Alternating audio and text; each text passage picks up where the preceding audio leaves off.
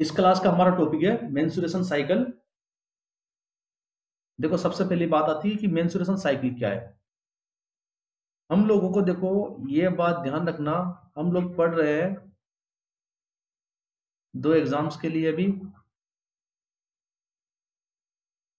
तो हमें ऐसे इजी तरीके से पढ़ना होगा जो कि हमें याद रहे, और हम लोग को ऑब्जेक्टिव क्वेश्चन भी साथ के साथ में लेके चलना पड़ेगा।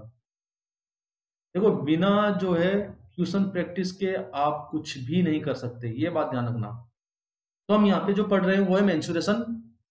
मेंस्ट्रुएशन का मतलब होता है, देखो, मेंस्ट्रुएशन इसका मतलब होता है आपके पास में साइक्लिक, सिंपल लैंग्वेज में ध्यान रखें, cyclic vaginal bleeding. Cyclic vaginal bleeding, cyclic का मतलब है कि प्रत्येक मंथ, साइकिल से मतलब है कि इस महीने की 25 तारीख, फिर अगले महीने की 25 तारीख, फिर अगले महीने की 25 तारीख। देखो, 25-24 हो सकती है, लेकिन क्या है, एक रूटीनली वेजाइनल ब्लीडिंग होना। और इट इज ड्यू टू, किसकी वजह से होती है साइक्लिक वेजाइनल ब्लीडिंग, तो है, लेकिन किसकी वजह से? It is due to hormonal effect. Hormonal effect, clear? और ये जो हार्मोनल इफेक्ट है, कौन कौन से ऑर्गन पे जाके इफेक्ट करते हैं? ये हार्मोन कहां पर जाके इफेक्ट करते हैं कि जो है साइक्लिक वेजाइनल ब्लीडिंग होती है? हार्मोन का जो इफेक्ट होता है वो दो ऑर्गन्स पे होता है, आपके ओवेरी पे और एक आपके यूट्रस पे। तो आपको एग्जाम के अंदर पूछ लिया जाए कि which are the organ is responsible for menstruation cycles, तो यहां पर दो ऑर्गन्स है जो कि मेंस्ट्रुएशन साइकिल्स के लिए रेस्पॉन्सिबल है। एक तो आपके पास में ओवेरी, दूसरा आपके पास में यूट्रस, क्लियर? अब देखो, कुछ हार्मोन तो जो है ओवेरी के ऊपर इफेक्ट डालते हैं, कुछ हार्मोन जो है यूट्रस पे इफेक्ट डालते हैं, जिसकी वजह से जो है मंथली क्या आती है, मेंस्ट्रुएशन होता है, या फिर मंथली साइक्लिक वेजाइनल ब्लीडिंग होती है। तो कौन कौन से हार्मोन से, पहली बात ये आ गई, देखो आपने सीखा menstruation is the vaginal bleeding, cyclic vaginal bleeding due to the effect of hormone.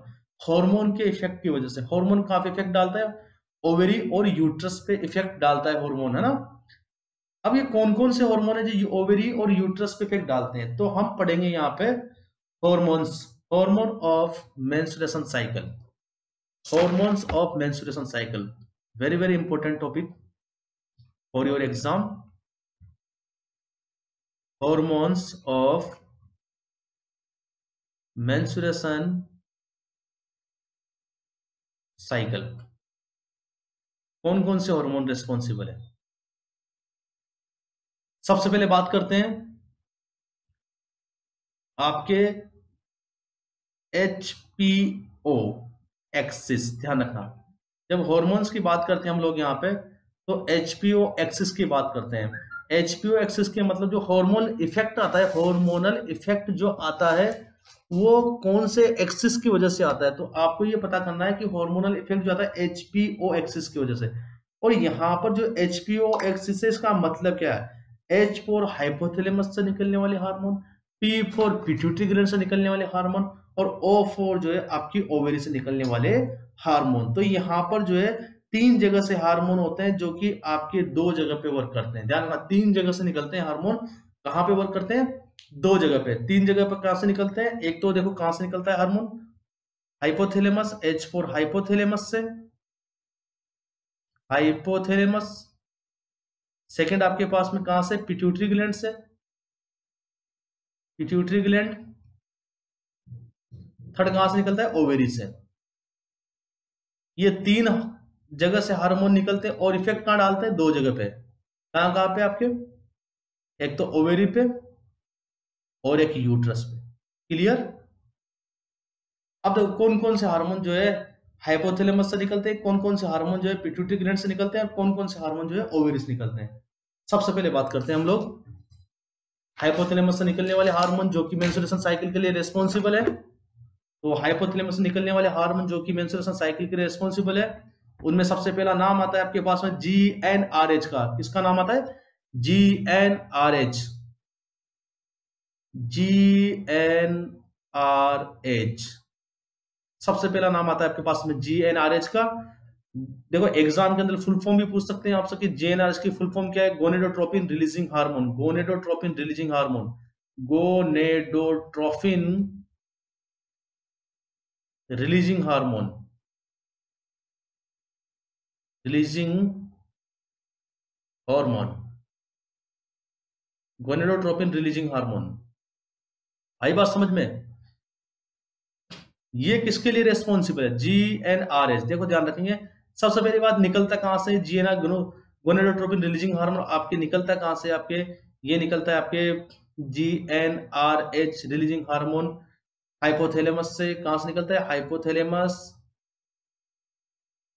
Hypothalamus, और responsible for growth and development of gonads, responsible for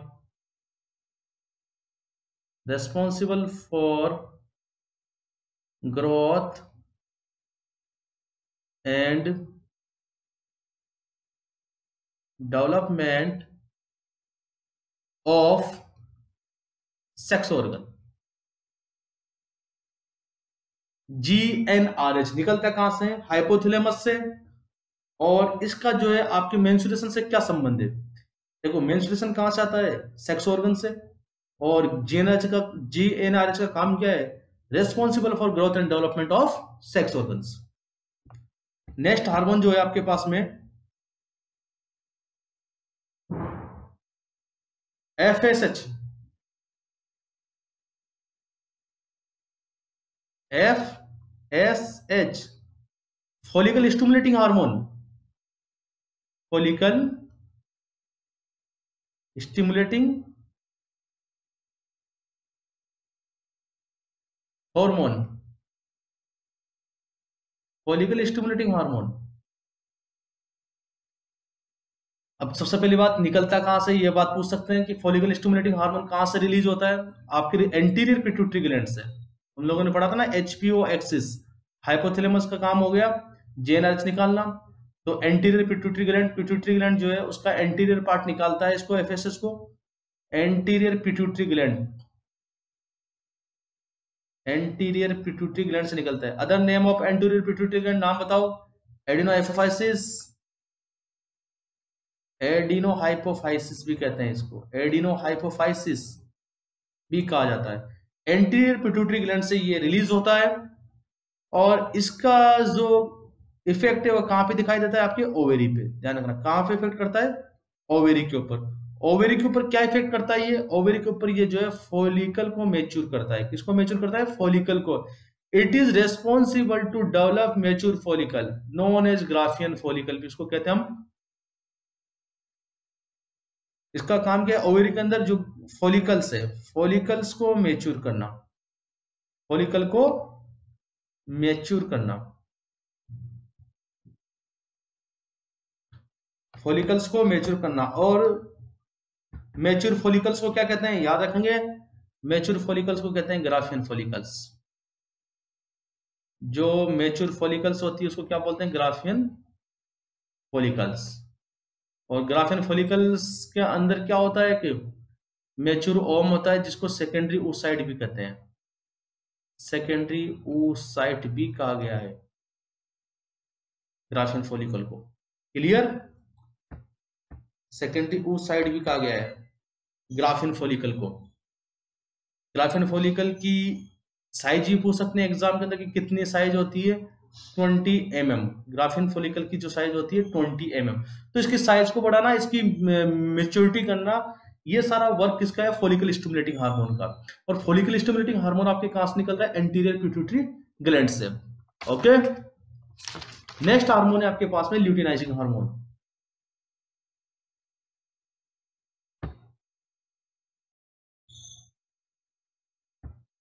luteinizing hormone, LH जिसे आप शॉर्ट में कहते हो, ल्यूटिनाइजिंग हार्मोन, ल्यूटिनाइजिंग हार्मोन, जिसे आप LH भी कहते हो। LH भी आप कहते हो। तो ये जो ल्यूटिनाइजिंग हार्मोन है ये भी आपके एंटीरियर पिट्यूटरी ग्लैंड से रिलीज होता है, और इसका काम very very important for you, इसका काम होता है ल्यूटिनाइजिंग हार्मोन काम ओवुलेशन का। क्या काम होता है? Ovulation. It is release from anterior pituitary gland under the effect of increase estrogen hormone and 12th day. It is primary responsible for ovulation. It is primary responsible for ovulation. देखो ध्यान से देखेंगे, luteinizing hormone सबसे पहले निकलता कहां से, ये ध्यान रखेंगे, released by anterior pituitary gland. कहां से निकलता है? एंटीरियर पिट्यूटरी ग्लैंड से निकलता है। कहां से निकलता है? एंटीरियर पिट्यूटरी ग्लैंड से। एंटीरियर पिट्यूटरी ग्लैंड से रिलीज होता है ये, पहली बात, ये तो आपको पता होगी। सेकंड बात ये है देखो कि ये रिलीज क्यों होता है, एंटीरियर पिट्यूटरी ग्लैंड से किसके इफेक्ट की वजह से रिलीज होता है, ये बात ध्यान रखेंगे। जब ब्लड के अंदर जब, ये बात बहुत इंपॉर्टेंट, ब्लड में इंक्रीज एस्ट्रोजन लेवल, जब ब्लड के अंदर एस्ट्रोजन लेवल बढ़ जाएगा, जब ब्लड में एस्ट्रोजन लेवल बढ़ जाएगा तो उस कंडीशन में आपके जो है ल्यूटिनाइजिंग हार्मोन निकलेगा। क्लियर बात? पहली बात ये। सेकंड, ल्यूटिनाइजिंग हार्मोन निकलेगा तो काम क्या करेगा? ये जो ल्यूटिनाइजिंग हार्मोन है इसका काम है ओवुलेशन का। ओवुलेशन का मतलब क्या है? ओवम को रिलीज कराना, ओवम को रिलीज कराना, ओवम को रिलीज कराना, ग्राफिन फॉलिकल से ओवम को रिलीज कराना। ये ध्यान देंगे देखो बात पे, जैसे कि आपके पास में ग्राफिन फॉलिकल्स बन गया और अंदर जो है आपके मेच्योर ओवम है, तो ल्यूटिनाइजिंग हार्मोन क्या करेगा? ल्यूटिनाइजिंग हार्मोन इस ओवम को बाहर निकाल देगा और इस ग्राफिन फॉलिकल्स को क्या कर देगा? खोखला कर देगा। और ये जो खोखली ग्राफिन फॉलिकल्स है इसको हम बोलते हैं corpus luteum. Corpus luteum exam के अंदर पूछ सकते हैं कि जब फॉलिकल्स से ओवम निकल जाता है तो बचे हुए हिस्से को या बचे हुए पार्ट को हम क्या बोलते हैं? Corpus luteum.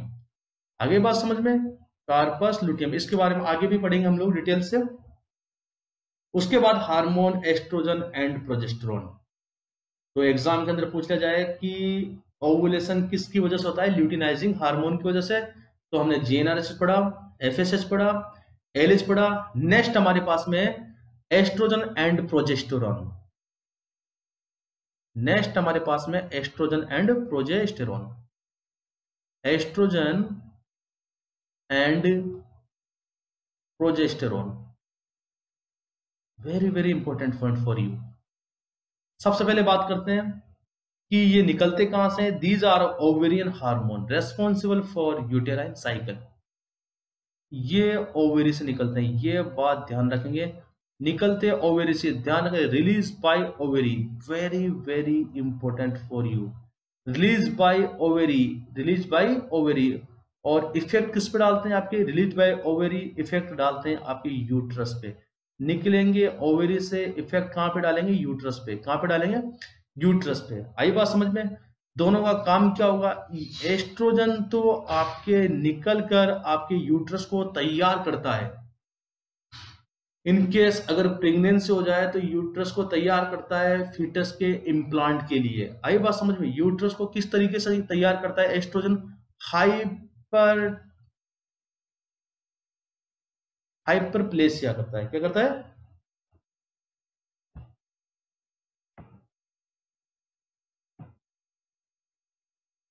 हाइपरप्लेसिया करता है ना, हाइपरट्रोफी नहीं, हाइपरप्लेसिया। हाइपरप्लेसिया, बहुत से बच्चों को ये पता नहीं होगा हाइपरप्लेसिया क्या होता है। यूट्रस की सेल्स के नंबर बढ़ाता है, increase number of cells, increase number of cells is known as hyperplasia. Cell की संख्या में वृद्धि हो जाना हाइपरप्लेसिया कहलाता है। और ये आपके कौन करता है? यहाँ पर यूट्रस में एस्ट्रोजन। निकलता कहां से, ओवेरी से निकलता है। इफेक्ट किस पे डालता है, यूट्रस पे डालता है। आई बात समझ में। उसके बाद हार्मोन प्रोजेस्टेरोन की बात करते हैं हम लोग। Progesterone very very important hormone, बहुत ही इंपॉर्टेंट है एग्जाम के लिए। प्रोजेस्टेरोन, प्रोजेस्टेरोन का काम भी क्या होता है, देखो ये निकलता तो ओवेरी से ही है, और इफेक्ट किस पे डालता है, यूट्रस पे। यूट्रस पे इफेक्ट डालता है, क्या करता है, हाइपरट्रोफी, हाइपरट्रोफी करता है। पहली बात तो ये देखो, very very important for this. Hypertrophy का मतलब इंक्रीज साइज, साइज बढ़ाना। ये जो नंबर में बढ़ गई थी सेल्स एस्ट्रोजन की वजह से, उनकी साइज को बढ़ाता है ये आपके प्रोजेस्टेरोन हार्मोन। पहली बात तो ये। दूसरी, progesterone is released by corpus luteum. आई बात, ओवेरी में कहां से निकलता है, कार्पस ल्यूटियम में। बहुत इंपॉर्टेंट बात, रिलीज बाय, ओवेरी में कहां से निकलता है, released by corpus luteum. Very very important, corpus luteum, corpus luteum. Corpus luteum किसे कहते हैं बताया था मैंने अभी। वो फॉलिकल्स या मेच्योर फॉलिकल्स का नाम था ग्राफिन फॉलिकल्स और ग्राफिन फॉलिकल्स। जैसे कि साइड में देखेंगे, ये मान के चलो ग्राफिन फॉलिकल्स से, इसके अंदर क्या होगा, मेच्योर ओम होगा। और ये मेच्योर ओम जब बाहर निकल गया, ओवुलेशन हो गया इसमें से, तो जो खोखला बचेगा, ये जो फॉलिकल्स, जो खोखला बचेगा, इस खोखले फॉलिकल्स को हम कार्पस लूटियम कहेंगे। कार्पस लूटियम या येलो बॉडी भी हम इसे कहेंगे। क्लियर। तो एक काम तो ये हो गया, देखो ये हाइपरट्रोफी करता है यूट्रस की सेल्स की, कार्पस ल्यूटियम से निकलता है। दूसरा काम क्या करता है, देखो ये वेरी इंपॉर्टेंट बात है, responsible for endometrium growth. Endometrium की ग्रोथ के लिए रेस्पॉन्सिबल है। किस तरीके से, देखो ये क्या कर देता है, देखो एस्ट्रोजन हार्मोन ब्लड सप्लाई को बढ़ाता है, न्यूट्रिशन सप्लाई को बढ़ाता है, increase blood supply and nutrition supply, blood supply और न्यूट्रिशन सप्लाई को बढ़ाता है ये। जब ब्लड सप्लाई और न्यूट्रिशन सप्लाई बढ़ेगी, तो अपने आप ही क्या होगा, सेल्स की जो साइज है बढ़ती जाएगी। आई बात समझ में। अब हम बात करते हैं, देखो रिलेशनशिप ऑफ हार्मोन। हार्मोन तो हमने पढ़ लिया, लेकिन एक दूसरे की क्या रिलेशनशिप है इसमें, कि एस्ट्रोजन का प्रोजेस्टेरोन से क्या रिलेशनशिप है, और ल्यूटिनाइजिंग हार्मोन का जो है प्रोजेस्टेरोन से क्या रिलेशनशिप है। तो नेक्स्ट पॉइंट है हमारे पास में, relationship of hormones. Relationship of hormone, relationship of hormone. सबसे पहले हाई हार्मोन लेवल, लो हार्मोन लेवल, है ना। तो हाई हार्मोन लेवल रहता है आपके पास में 6 से 28 दिन में, ये ध्यान रखेंगे। 6 से 28 दिन का जो टाइम है, 6 से 28 दिन तक सभी हार्मोन का लेवल हाई होता है, हाई हार्मोन लेवल। और इस टाइम पे क्या होती है, एंडोमेट्रियम की ग्रोथ होती है। एंडोमेट्रियम की ग्रोथ इस टाइम पे, की ग्रोथ इस टाइम पे एंडोमेट्रियम की ग्रोथ होती है 6 से 28 दिन में। और 1 से 5 दिन मेंस्ट्रुएशन साइकिल के पहले दिन से लेके 5वें दिन, इसमें क्या होता है, हार्मोन लेवल लो होता है, लो हार्मोन लेवल। हार्मोनल लेवल जो है लो होगा। तो इस टाइम पे एंडोमेट्रियम क्या होती है, डैमेज होती है। क्लियर। इस टाइम पे एंडोमेट्रियम क्या होती है, डैमेज होती है। तो आपको एक बात समझ में आएगी यहाँ पे, कि आपके देखो, पहले एक बार फिर ये देख लेते हैं कि देखो 6 से 28 दिन का जो समय है मेंस्ट्रुएशन साइकिल का, उसमें हार्मोन लेवल क्या रहते हैं, हाई रहते हैं। हाई बात समझ में। और 1 से 5 दिन का जो समय है, उसमें हार्मोन लेवल क्या होते हैं, कम रहते हैं। कभी कभी एग्जाम के अंदर पूछ लिया जाता है कि कौन से दिन एस्ट्रोजन का लेवल हाई रहता है? एस्ट्रोजन का लेवल जो है कौन से दिन हाई होता है? एस्ट्रोजन लेवल किस दिन पीक पर रहता है? पीक पर 12वें दिन, ध्यान रखना 12वें दिन पीक पे रहता है, पहली बात तो ये।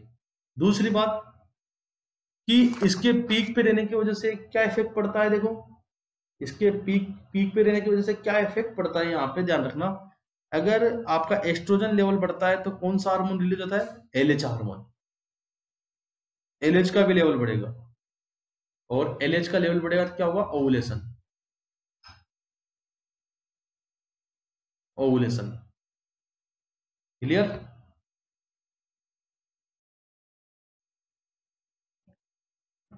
बात समझ में आ गई आप लोगों को? आप लोगों ने समझा कि hypothalamus, pituitary gland and ovary के हार्मोन जो है यूट्रस पे इफेक्ट डालते हैं, और उस इफेक्ट की वजह से आपकी एंडोमेट्रियम जो है उसकी हाइपरट्रोफी होती है, उसका हाइपरप्लेसिया होता है, वो तैयार होती है प्रेगनेंसी के लिए। आई बात समझ? देखो एक ओवरऑल बात फिट करेंगे दिमाग के अंदर, उसके बाद में फिजियोलॉजी पढ़ाऊंगा मेंस्ट्रुएशन साइकिल की। लेकिन आप एक बात ध्यान रखेंगे, देखो समझने लायक बात ये है कि हाइपोथैलेमस रफली एक साइड में लिख लेंगे चाहेंगे तो, hypothalamus, pituitary gland, pituitary gland और ओवेरी, ये तीन जगह से क्या निकलते हैं? हार्मोन निकलते हैं। तीन जगह से हार्मोन निकलते हैं, और ये हार्मोन कहाँ पर इफेक्ट डालते हैं? देखो यूट्रस पे, ध्यान रखना बात, यूट्रस पे। और यूट्रस पे क्या इफेक्ट डालते हैं ये लोग? ये हार्मोन ये तैयार करते हैं, यूट्रस को प्रिपेयर करते हैं किसके लिए? प्रेगनेंसी के लिए। प्रेगनेंसी के लिए, आई बात समझ में?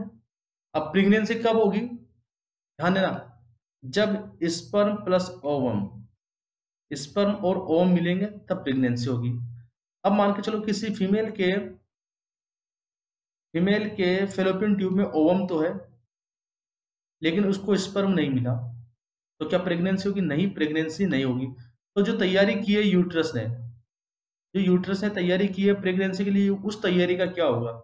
वो जो तैयारी है वो सारी की सारी तैयारी फिर क्या होगी? व्यर्थ। और पूरी की पूरी तैयारी एज ए ब्लीडिंग जो है कहाँ निकल जाएगी? बाहर निकल जाएगी। आगे बात समझ में? जब प्रेगनेंसी नहीं हो रही तो जो तैयारी की है वो क्या होगी? सारी की सारी तैयारी फेल हो गई, और वो तैयारी कहाँ निकल जाएगी? आपकी यूट्रस से बाहर निकल जाएगी एज ए ब्लीडिंग, ब्लीडिंग के द्वारा। और इसी को क्या बोलते हैं आप? Menstruation cycle. आगे बात समझ में? यही आपके पास में क्या है? Menstruation cycle. क्लियर? तो अब हम फिजियोलॉजी के बारे में पढ़ते हैं कि फिजियोलॉजी, मेंस्ट्रुएशन साइकिल की फिजियोलॉजी क्या है। देखो किस तरीके से जो है ओवेरियन से निकलने वाले हार्मोन यूट्रस पे इफेक्ट डालते हैं, किस तरीके से आपके जो हाइपोथैलेमस से या पिट्यूटरी ग्लैंड से निकलने वाले हार्मोन इफेक्ट डालते हैं सेक्स ऑर्गन्स पे। तो हम पढ़ते हैं physiology of menstruation cycle.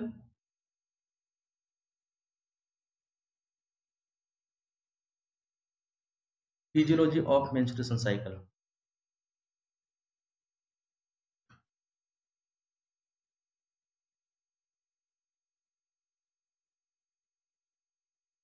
Physiology of menstruation cycle.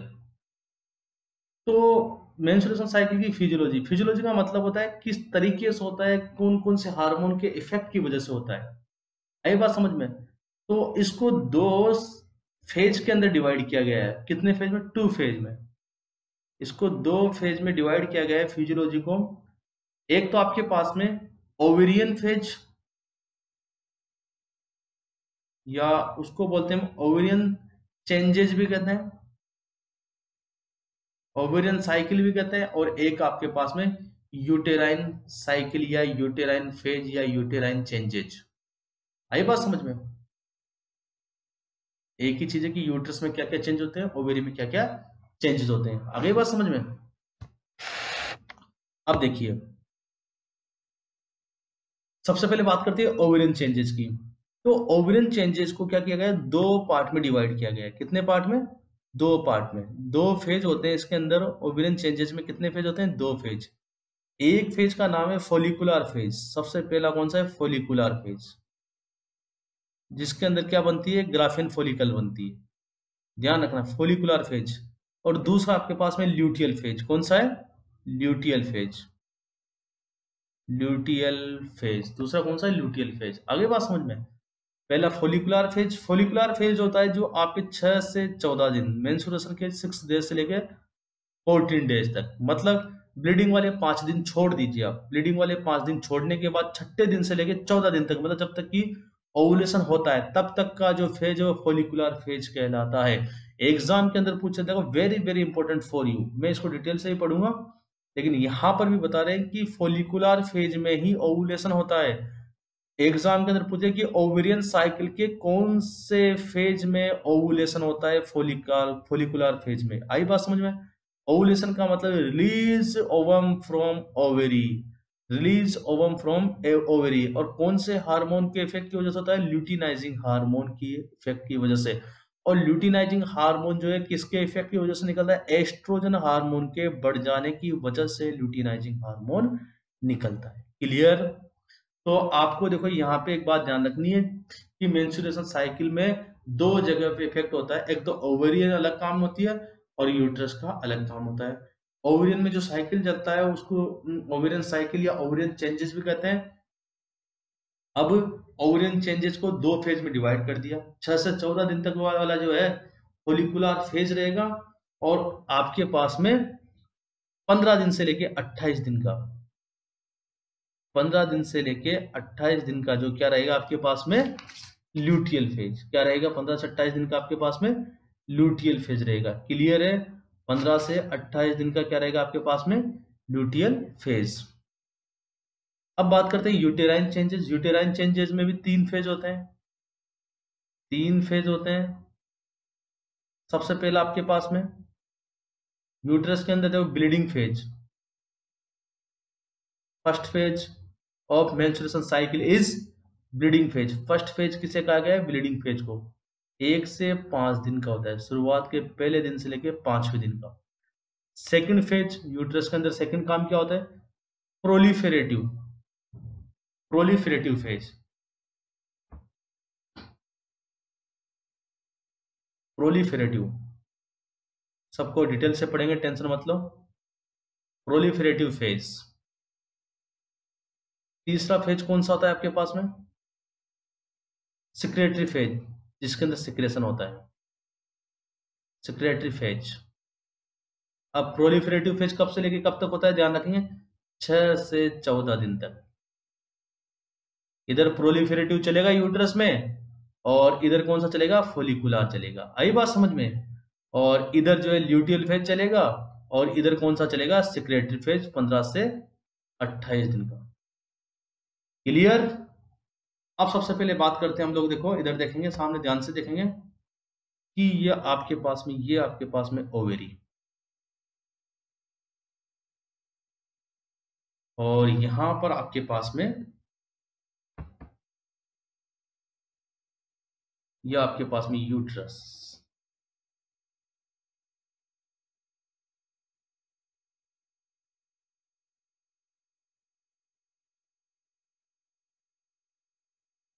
ये आपके पास में यूट्रस।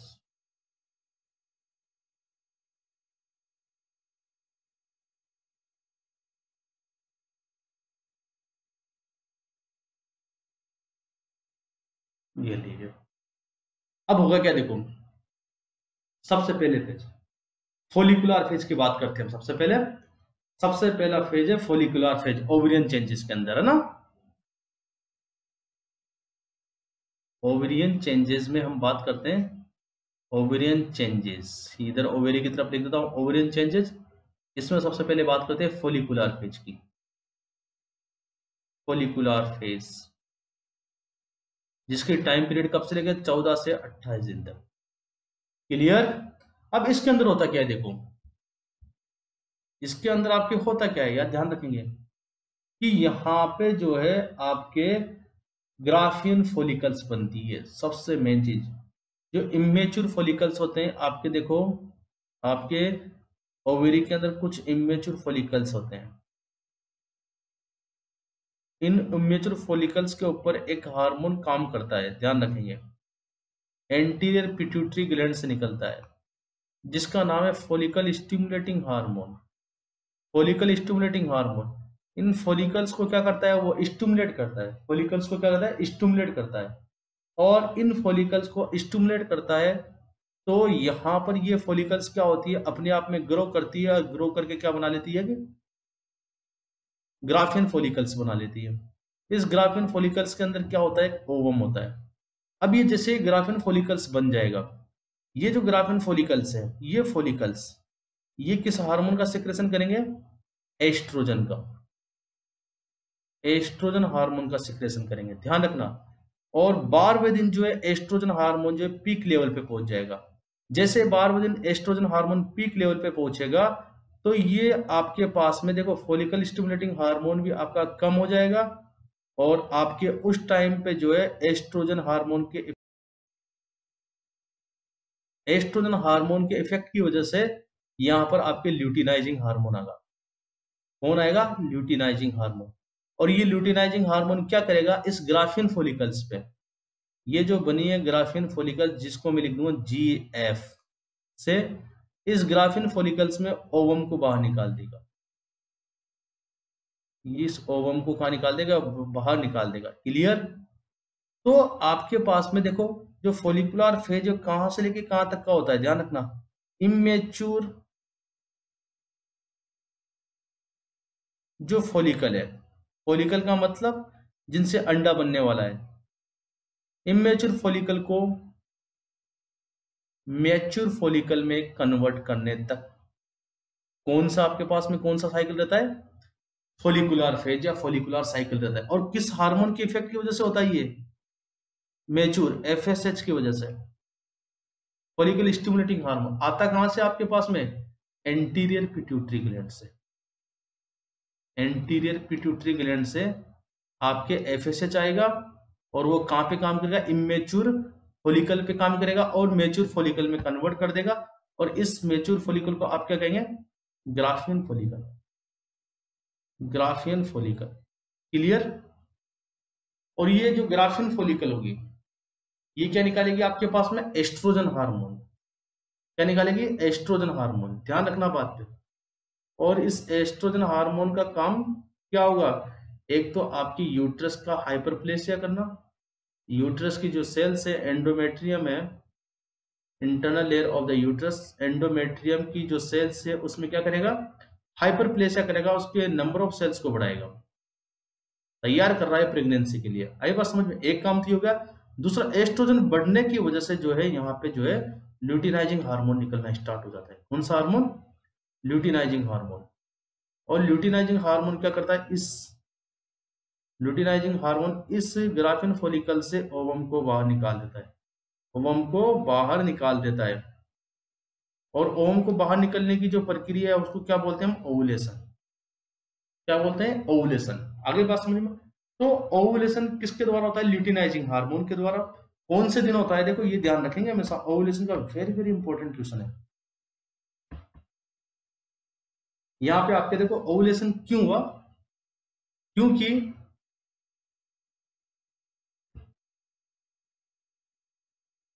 ओवुलेशन क्यों हुआ, क्योंकि एस्ट्रोजन बढ़ने की वजह से क्या निकलना स्टार्ट हो गया, LH। एस्ट्रोजन बढ़ने की वजह से क्या निकलना स्टार्ट हुआ, LH। और LH की वजह से आपके ग्राफियन फॉलिकल से ओवम रिलीज हुआ, ओवम रिलीज हुआ। ओवम रिलीज कौन से दिन, 14वें दिन, 14 डेज पे। तो एग्जाम के अंदर पूछा जाए कि ल्यूटिनाइजिंग हार्मोन का जो लेवल है ब्लड के अंदर सबसे ज्यादा कौन से दिन में पाया जाता है, मेंस्ट्रुअल साइकिल के कौन से डेज पे, 14 डेज पे। और इस 14 डेज पे ल्यूटिनाइजिंग हार्मोन बढ़ने की वजह से क्या होता है, ओवम रिलीज हो जाता है। और ओवम का ओवेरी से बाहर निकलना, रिलीज हो जाना, आपके फॉलिकल से बाहर निकलना, उसी को हम बोलते हैं ओवुलेशन। क्या बोलते हैं, ओवुलेशन। क्लियर। तो ओवुलेशन कौन से हार्मोन की वजह से, ल्यूटिनाइजिंग हार्मोन की वजह से। और ओवेरियन साइकिल के कौन से फेज में होता है, फॉलिकुलर फेज में। फॉलिकुलर फेज किसे कहेंगे आप, इमेच्योर से मैच्योर फॉलिकल बनना। मैच्योर फॉलिकल का नाम क्या है, ग्राफिन फॉलिकल। ग्राफिन फॉलिकल से कौन सा हार्मोन निकलता है, एस्ट्रोजन। कौन सा हार्मोन निकलता है, एस्ट्रोजन हार्मोन निकलता है। कौन सा हार्मोन निकलता है, एस्ट्रोजन। और एस्ट्रोजन का इफेक्ट कहाँ कहाँ पे पड़ता है, एक तो यूट्रस पे। यूट्रस पे तो क्या इफेक्ट पड़ता है कि यूट्रस की जो एंडोमेट्रियम है, एंडोमेट्रियम में हाइपरप्लेसिया करता है। क्या करता है, हाइपरप्लेसिया। एंडोमेट्रियम में क्या करता है? हाइपरप्लेसिया करता है। एंडोमेट्रियम में क्या करता है? हाइपरप्लेसिया। और दूसरा काम कहाँ करता है कि ये जो है एंटीरियर पिट्यूटरी ग्लैंड से आपके ल्यूटिनाइजिंग हार्मोन का सीक्रेशन करवाता है। जैसे एस्ट्रोजन बढ़ा, ल्यूटिनाइजिंग हार्मोन निकलना स्टार्ट हुआ, और ल्यूटिनाइजिंग हार्मोन निकलना स्टार्ट हुआ, आपके ओवुलेशन हुआ। ल्यूटिनाइजिंग का काम क्या है? आपके ओवम को रिलीज करवाना। क्या काम है? ओवम को रिलीज कराना। आई बात समझ में? उसके बाद नेक्स्ट आपके पास में सेकंड जो ओवेरियन फेज है वो है ल्यूटियल फेज। अब देखो आपके पास में क्या हो गया, देखो ध्यान से समझना बात को। आपके पास में क्या हुआ कि आपके जो पहला फेज था फोलिकुलर फेज, उसमें क्या बन गई थी? Graafian follicle. देखो एक बार देखेंगे वापस। ग्राफियन फोलिकल्स में क्या बना था आपके पास में? ओवम।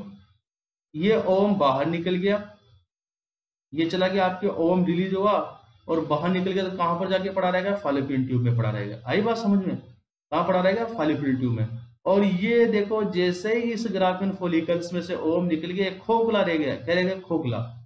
क्या रह गया? खोखला। तो देखो ये कार्यक्रम, ऊपर वाला जो कार्यक्रम है 6 से 14 दिन में फोलिकुलर फेज में हुआ, और उसके बाद ओवुलेशन होने के बाद मतलब 15वें दिन से लेकर 28वें दिन तक, 28 दिन का समय होता है मेंस्ट्रुएशन साइकिल का, तो 15 से लेकर 28 दिन तक ये खोखली पड़ी हुई चीज, इसका बहुत इंपॉर्टेंस रहता है। और इस खोखली पड़ी हुई चीज को, ये जो खोखला हो गया है फॉलिकल्स, इसको येलो बॉडी भी कहते हैं। क्या बोलते हैं? क्योंकि येलो कलर का दिखाई देता है, सबसे पहली बात। और येलो बॉडी के साथ साथ इसको हम जो है कार्पस लूटियम भी कहते हैं। तो कार्पस लूटियम बनने के बाद का जो फेज है वो ल्यूटियल फेज कहलाता है। कौन सा कहलाता है? Luteal phase. तो हमारे पास जो अब सेकंड ओवेरियन फेज है, पहला तो क्या था आपके पास में? Follicular phase. सेकंड कौन सा है आपके पास में? Luteal phase. ल्यूटियल फेज क्यों कहा गया? क्योंकि इसके अंदर कार्पस लूटियम बनता है। जैसे देखो एक बार फिर समझेंगे मेरी बात को ध्यान से। आपके ओवरी के अंदर फॉलिकल्स पाए जाते हैं, इमेच्योर रहते हैं। आई बात समझ में? फॉलिकल स्टिमुलेटिंग हार्मोन की वजह से फॉलिकुलर फेज के अंदर, कौन से फेज में? फॉलिकुलर फेज में इमेच्योर फॉलिकल्स किस में कन्वर्ट हो जाते हैं? मैच्योर फॉलिकल्स में, जिसको आप ग्राफिन फॉलिकल भी कहते हैं। ग्राफिन फॉलिकल एस्ट्रोजन निकालता है। जैसे एस्ट्रोजन निकलता है तो एस्ट्रोजन का लेवल ब्लड के अंदर बढ़ा, तो वो किस पे इफेक्ट करता है? आपके एंटीरियर पिट्यूटरी ग्लैंड पे। और anterior pituitary gland estrogen hormone के बढ़ने की वजह से ल्यूटिनाइजिंग हार्मोन निकालती है। आई बात समझ में? जैसे ल्यूटिनाइजिंग हार्मोन बढ़ा ब्लड के अंदर, वो क्या कर देगा? ग्राफियन फॉलिकल से जो है ओवम को रिलीज करवा देगा, ओवम बाहर निकाल देगा। जैसे ग्राफियन फॉलिकल से ओवम रिलीज हुआ, उस ग्राफियन फॉलिकल को हम कार्पस ल्यूटियम कहेंगे। क्या कहेंगे? Corpus luteum. और जैसे कार्पस ल्यूटियम बना, अब ग्राफिन फॉलिकल क्या हो, सॉरी, जो आपके फॉलिकुलर फेज है वो खत्म हो गया। जैसे कार्पस लूटियम बना, आपके लूटियल फेज स्टार्ट हो गया। लूटियल फेज स्टार्ट हो गया मतलब सेकंड फेज स्टार्ट हो गया ओवेरी का, जिसको आप क्या बोलते हैं? Luteal phase. Luteal phase. अब इस लूटियल फेज में क्या होता है? देखो सबसे पहली बात ड्यूरेशन की ध्यान रखेंगे। 15 से 28 दिन का फेज होता है। 6 से 14 दिन क्या रह गया? फॉलिकुलर, है ना। 15 से 28 दिन का फेज होता है।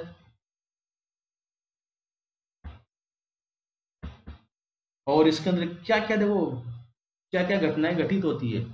तो सबसे पहली बात, ल्यूटियल फेज को कहा गया क्योंकि इसमें फॉर्मेशन हो जाता है, formation of corpus luteum. Corpus luteum बहुत इंपॉर्टेंट पॉइंट है। कार्पस लूटियम के बारे में बहुत बार क्वेश्चन पूछते हैं। यहाँ पे देखो इस पेज के अंदर हम ज्यादातर कार्पस लूटियम के बारे में पढ़ते हैं।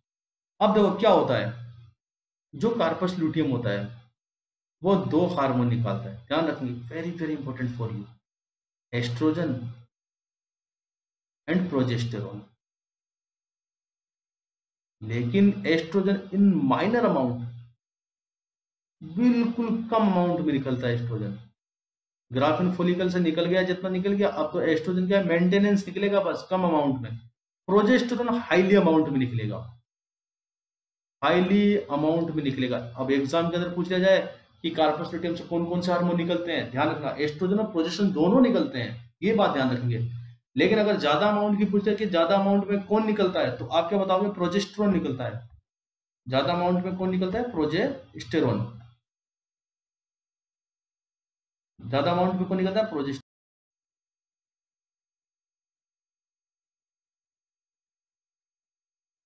और इन दोनों का एक काम क्या होता है, देखो दोनों ही ओवुलेशन के बाद निकल रहे हैं, दोनों ही कहां पे काम करते हैं, यूट्रस पे।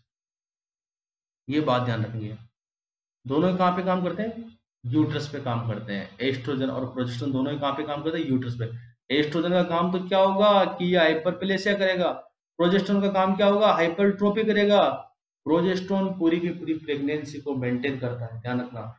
ब्लड वैसोडाइलेशन करता है, वहां पे ब्लड की सप्लाई को बढ़ाता है, न्यूट्रिशन की सप्लाई को बढ़ाता है। इसीलिए प्रोजेस्टेरोन को प्रेगनेंसी हार्मोन भी कहा गया है। Very very important for you कि प्रेगनेंसी हार्मोन कौन से हार्मोन को कहा गया है, प्रोजेस्टेरोन को। क्लियर। अब देखो ये कार्पस लुटियम करता क्या है, देखो कार्पस लुटियम का फ्यूचर क्या होता है आखिर। ओवम तो चला गया, खोखला बचा ग्राफिन फोलिकल, नाम दे दिया आपने कार्पस लुटियम।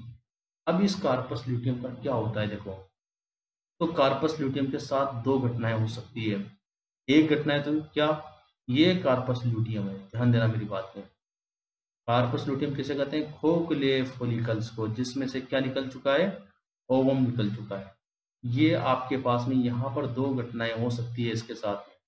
कौन कौन सी दो घटनाएं, देखो अगर ओवम को मिल गई, रानी है ओवम, ओवम को मिल गया राजा, स्पर्म मिल गया मान के चलो, तो क्या हो जाएगा, फर्टिलाइजेशन। अगर फर्टिलाइजेशन हो गया तो अलग स्थिति होगी, आई बात समझ में। और अगर फर्टिलाइजेशन नहीं हुआ तो अलग स्थिति होगी। अगर फर्टिलाइजेशन हो गया तो क्या स्थिति होगी, सबसे पहले बात ये करते हैं। अगर फर्टिलाइजेशन हो गया तो जो कार्पस लुटियम है, ध्यान रखना very very important for you, corpus luteum किसके अंदर कन्वर्ट हो जाएगा, कार्पस लुटियम मेंसूरेलिस में। किसमें, कार्पस लुटियम मेंसूरेलिस में, है ना। सॉरी, अगर फर्टिलाइजेशन हो गया तो कार्पस लुटियम है वो कार्पस लुटियम वेरम में चेंज हो जाएगा। किसमें, कार्पस लुटियम वेरम। और ये लगातार प्रोजेस्टेरोन निकालते रहेंगे, लगातार जो है न्यूट्रिशन को बढ़ा देंगे, लगातार जो है ब्लड सप्लाई को बढ़ा देंगे। क्योंकि देखो बहुत इंपॉर्टेंट बात यह है कि जब तक प्लेसेंटा का निर्माण नहीं होता, जब तक प्लेसेंटा नहीं बनती, तब तक प्लेसेंटा का काम कौन संभालता है, कार्पस ल्यूटियम संभालता है। है बात समझ। और कार्पस ल्यूटियम किस तरीके से, कार्पस ल्यूटियम प्रोजेस्टेरोन हार्मोन को निकालता है, और प्रोजेस्टेरोन हार्मोन जो है प्रेगनेंसी को मेंटेन करने का काम करता है। आई बात समझ में। प्रोजेस्टेरोन हार्मोन जो है यूट्रस में ब्लड सप्लाई को बढ़ा देता है। जब यूट्रस में ब्लड सप्लाई बढ़ेगी, यूट्रस में न्यूट्रिशन सप्लाई बढ़ेगी, तो जो इम्प्लांट फीटस है उसको भी क्या मिलेगा, प्रॉपर न्यूट्रिशन मिलेगा। कब तक, जब तक कि आपके प्लेसेंटा का निर्माण ना हो, तब तक पूरा का पूरा कार्य कौन करता है, आपके कार्पस ल्यूटियम। तो अगर फर्टिलाइजेशन हो गया तो कार्पस ल्यूटियम किस में कन्वर्ट हो जाएगी, कार्पस ल्यूटियम वेरम में। और 3 मंथ या 12 वीक, 3 मंथ या 12 वीक, क्यों 12 वीक 3 मंथ क्यों लिया गया, क्योंकि किसका निर्माण हो जाएगा, प्लेसेंटा का निर्माण हो जाएगा ना। एक्सटेंड बनी रहेगी अप टू 3 मंथ या 12 वीक तक। जब तक, कब तक बनी रहेगी कार्पस ल्यूटियम वेरम, जब तक क्या ना हो, जब तक कि प्लेसेंटा का निर्माण ना होगा। प्लेसेंटा का निर्माण कब होगा, 3 मंथ से लेके 12 वीक में। और जैसे प्लेसेंटा बन जाएगी, अब उसकी जिम्मेदारी खत्म, कार्पस ल्यूटियम की जिम्मेदारी खत्म। प्लेसेंटा बनते ही कार्पस ल्यूटियम जो है डिसएपियर हो जाएगी। क्या हो जाएगी, डिसएपियर। प्लेसेंटा का निर्माण होते ही कार्पस ल्यूटियम वेरम क्या हो जाएगा, डिसएपियर। क्लियर माइंड के अंदर। काम क्या है देखो, एस्ट्रोजन और प्रोजेस्टेरोन को निकालना, कार्पस ल्यूटियम वेरम, ध्यान रखना। और प्रेगनेंसी को मेंटेन रखता है, किसको मेंटेन रखता है, प्रेगनेंसी को। ये तो फर्टिलाइजेशन होने पे। अब मान के चलो रानी को राजा नहीं मिला, ओवम को स्पर्म नहीं मिला, उस कंडीशन में not fertilization, not fertilization, fertilization नहीं होगा। और फर्टिलाइजेशन नहीं होगा तो जो आपकी जो कार्पस ल्यूटियम है, ध्यान रखना, कार्पस ल्यूटियम किस में चेंज हो जाएगी, कार्पस ल्यूटियम मेंसूरेलिस में, मेंसूरेलिस में चेंज हो जाएगी, कार्पस ल्यूटियम मेंसूरेलिस में चेंज हो जाएगी।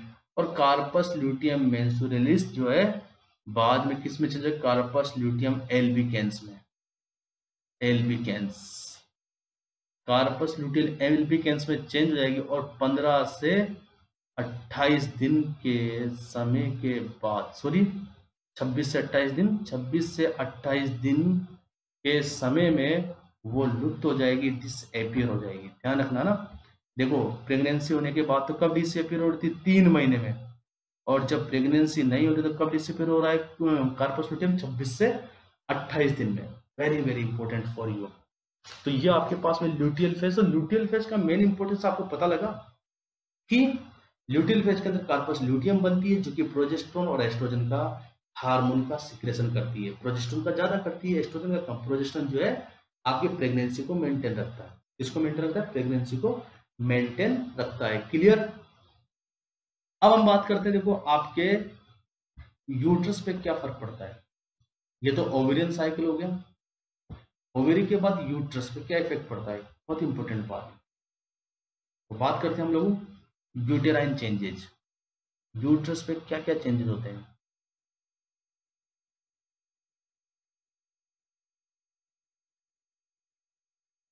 यूटेराइन चेंजेज, यूट्रस पे क्या क्या चेंज होते हैं। आपको हमने बताया कि यूटेराइन चेंजेस को आपने 3 पार्ट में डिवाइड कर दिया। सबसे पहले आपने ब्लीडिंग फेज कर दिया 1 to 5 डेज। उसके बाद आपने जो अगला जो है ब्लीडिंग फेज के बाद आपने बना दिया प्रोलिफरेटिव फेज 6 से 14 दिन का, प्रोलिफरेटिव, प्रोलिफरेशन होना 6 से 14 दिन। उसके बाद आपने बना दिया सिक्रेटरी फेज, कब से कब तक का, 15 से 28 दिन का। तो तीनों फेज के बारे में हम 1 by 1 पढ़ते हैं। देखो कि ब्लीडिंग फेज क्यों आता है, प्रोलिफरेटिव फेज क्या होता है और सिक्रेटरी फेज क्या होता है। सबसे पहले बात करते हैं ब्लीडिंग फेज की। तो सबसे पहले यूटेराइन चेंजेस में हम बात करते हैं ब्लीडिंग फेज की।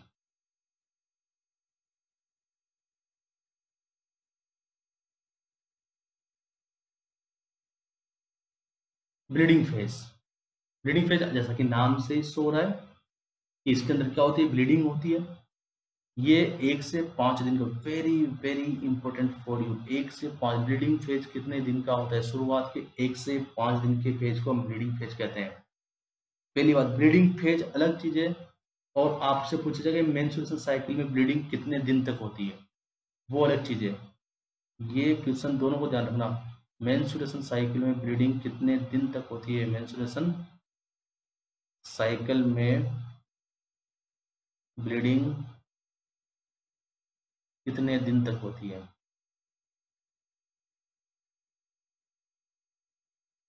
कितने दिन तक होती है, 3 से 5 दिन।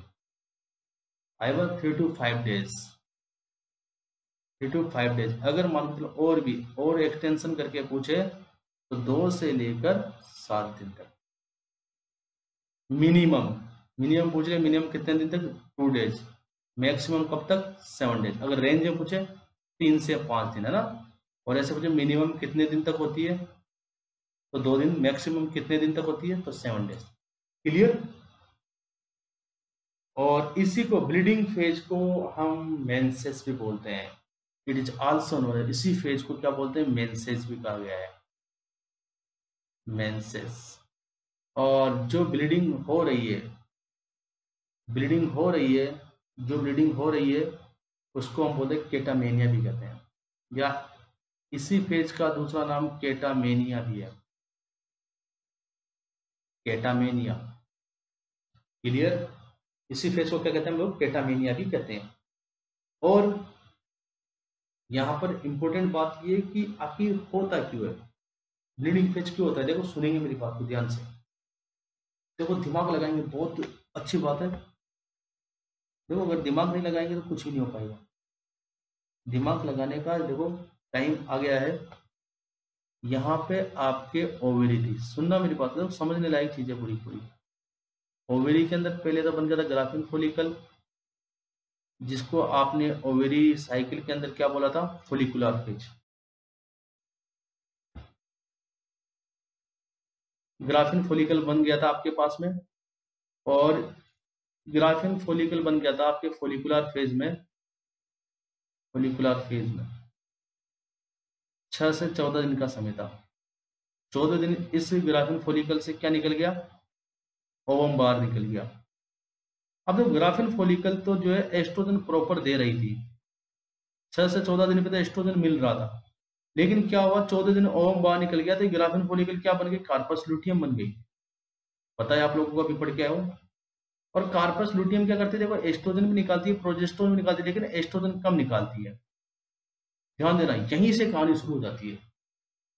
ये जो कार्पस लुटियम है, 15 से 28 दिन तक जिसको जिम्मेदारी दी गई है, ये प्रोजेस्टेरोन तो प्रॉपर निकाल रही है, लेकिन एस्ट्रोजन निकालती तो है लेकिन कम निकालती है। इस कम एस्ट्रोजन की वजह से सारी कहानी बिगड़ती है। तो देखो यहाँ पर ब्रीडिंग फेज में क्या हुआ कि आपके ओवरी से जो एस्ट्रोजन आ रहा था वो एस्ट्रोजन क्या हो गया, कम। इफेक्ट कहाँ डाल रहा था, ओवरी से आने वाला इफेक्ट जो एस्ट्रोजन है वो आपके यूट्रस पे तो डाल रहा था। तो ये जब एस्ट्रोजन कम हो गया था, उसकी वजह से क्या कहानी बनती है, देखो जैसे एस्ट्रोजन कम हो जाएगा तो एस्ट्रोजन हार्मोन का काम होता है वासोडाइलेशन का, तो यहाँ पर क्या होगा, वासोकॉन्स्ट्रिक्शन हो जाएगा। आपके यूट्रस में क्या हो जाएगा, वासोकॉन्स्ट्रिक्शन, ब्लड वेसल जो है सकड़ी हो जाएगी। वासोकॉन्स्ट्रिक्शन होने की वजह से, जैसे वासोकॉन्स्ट्रिक्शन हो जाएगा यूट्रस को ब्लड सप्लाई कम हो जाएगी। यूट्रस को ब्लड सप्लाई कम हो गई तो यूट्रस के अंदर देखो, आपको पता है कि जब किसी टिश्यू को ब्लड सप्लाई कम हो जाती है या ब्लड के अंदर ऑक्सीजन की कमी आ जाएगी, जब ब्लड सप्लाई का इस्चीमिया हो जाएगा, क्या हो जाएगा, इस्चीमिया। और इस्चीमिया की वजह से जो आपके यूट्रस के जो टिश्यू है उनमें हाइपोक्सिया हो जाएगा। क्लियर। इस्चीमिया की वजह से क्या हो गया, हाइपोक्सिया। इस्चीमिया मतलब decrease oxygen level in blood. Hypoxia का मतलब decrease oxygen level in tissue. आए बात समझे। इस्चीमिया ब्लड के अंदर ऑक्सीजन की कमी, हाइपोक्सिया ब्लड के अंदर ऑक्सीजन की, सॉरी टिश्यू के अंदर ऑक्सीजन की कमी इज हाइपोक्सिया। तो एस्ट्रोजन की कमी की वजह से वासोकॉन्स्ट्रिक्शन हुआ, और वासोकॉन्स्ट्रिक्शन होने की वजह से ब्लड सप्लाई कम हो गई, ब्लड सप्लाई कम होने की वजह से इस्चीमिया हो गया, और इस्चीमिया होने की वजह से हाइपोक्सिया हो गया, और हाइपोक्सिया होने की वजह से आपके टिश्यू वगैरह में जो है ऑक्सीजन का लेवल क्या हो गया, कम हो गया। Lack of oxygen in cell या टिश्यू, इसकी वजह से क्या हो गया, lack of oxygen in cell. Cell में ऑक्सीजन की कमी आ गई, और सेल में ऑक्सीजन की कमी होने की वजह से, ध्यान देंगे बात को, देखो सेल में ऑक्सीजन की कमी होने की वजह से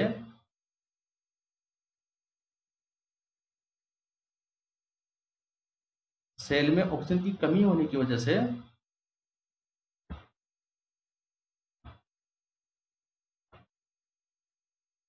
जो सेल है उनकी डेथ होने लगी, सेल की डेथ होने लगी, सेल डेथ। और कौन से सेल की डेथ होगी, एंडोमेट्रियम, एंडोमेट्रियम। आई बात समझ में, एंडोमेट्रियम की डेथ होने लगेगी।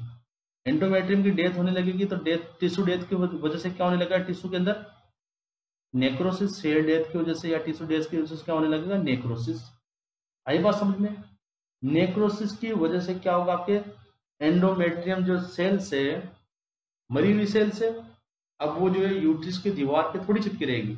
जो भी एंडोमेट्रियम की सेल्स है वो मर चुकी है, वो एंडोमेट्रियम से सेड आउट होना स्टार्ट हो जाएगी। तो शेडिंग ऑफ एंडोमेट्रियम सेल, बहुत इंपॉर्टेंट बात है, शेडिंग निकलना स्टार्ट हो जाएगी, shedding of endometrium cell.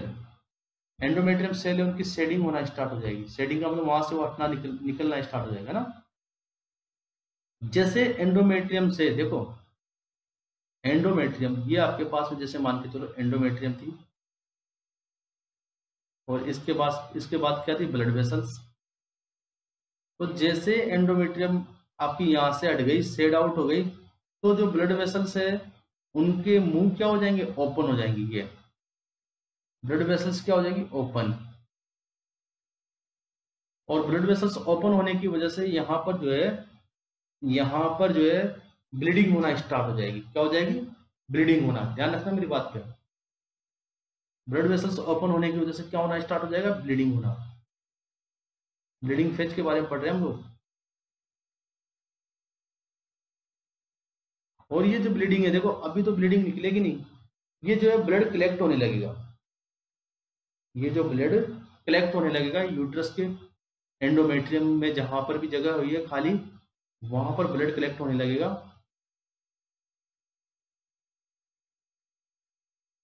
Uterus में ब्लड कलेक्ट होने लगेगा। जैसे यूट्रस में ब्लड कलेक्ट होगा तो वहां पे क्या करेगा, देखो वो वहां पे जो नर्व होगी उनको कंप्रेस करेगा। वहां की जो नर्व है उनको क्या करेगा, कंप्रेस करेगा, स्टिमुलेट करेगा। स्टिमुलेट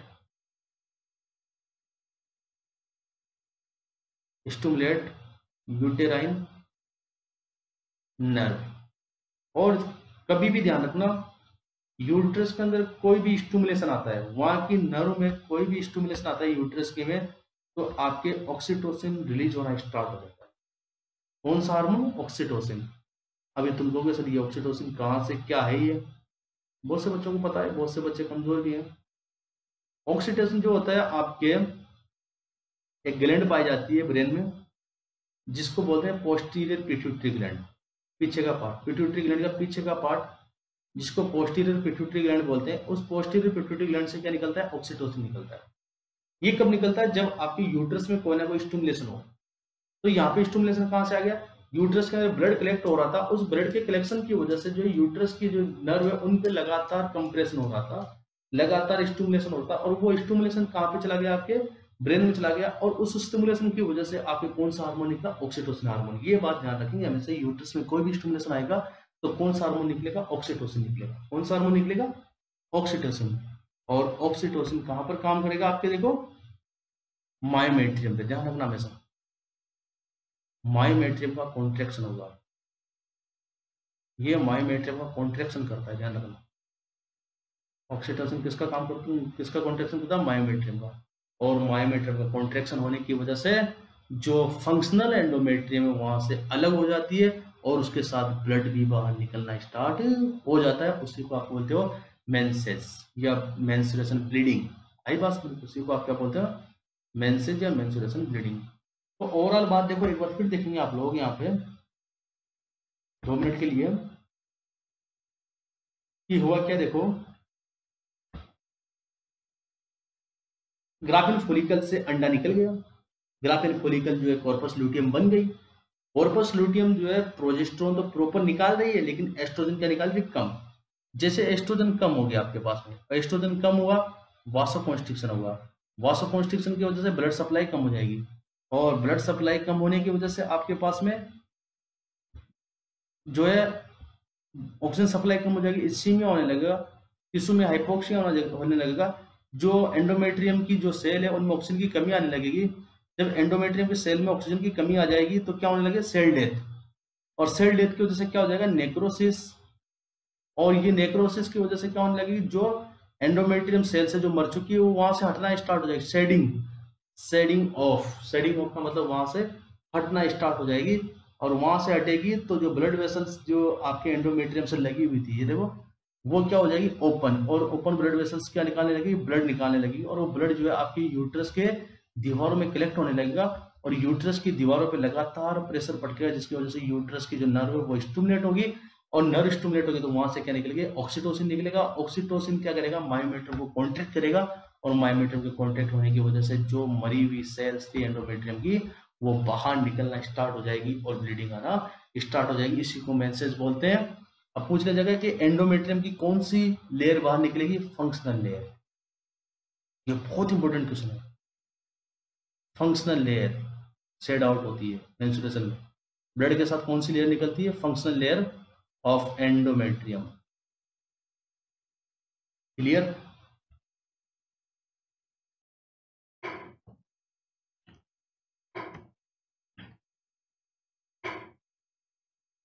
तो ये तो था bleeding phase. Bleeding phase estrogen की कमी की वजह से हुआ।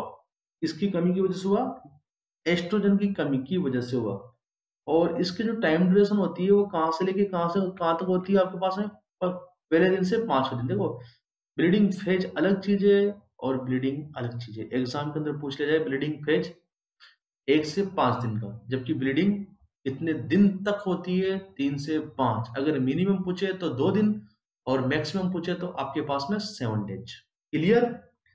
उसके बाद सेकंड फेज जो है प्रोलिफरेटिव फेज, ध्यान रखना। देखो अगर आपको ओवेरियन फेज समझ में आ गया तो आप जो है यूटेराइन फेज भी समझ जाएंगे।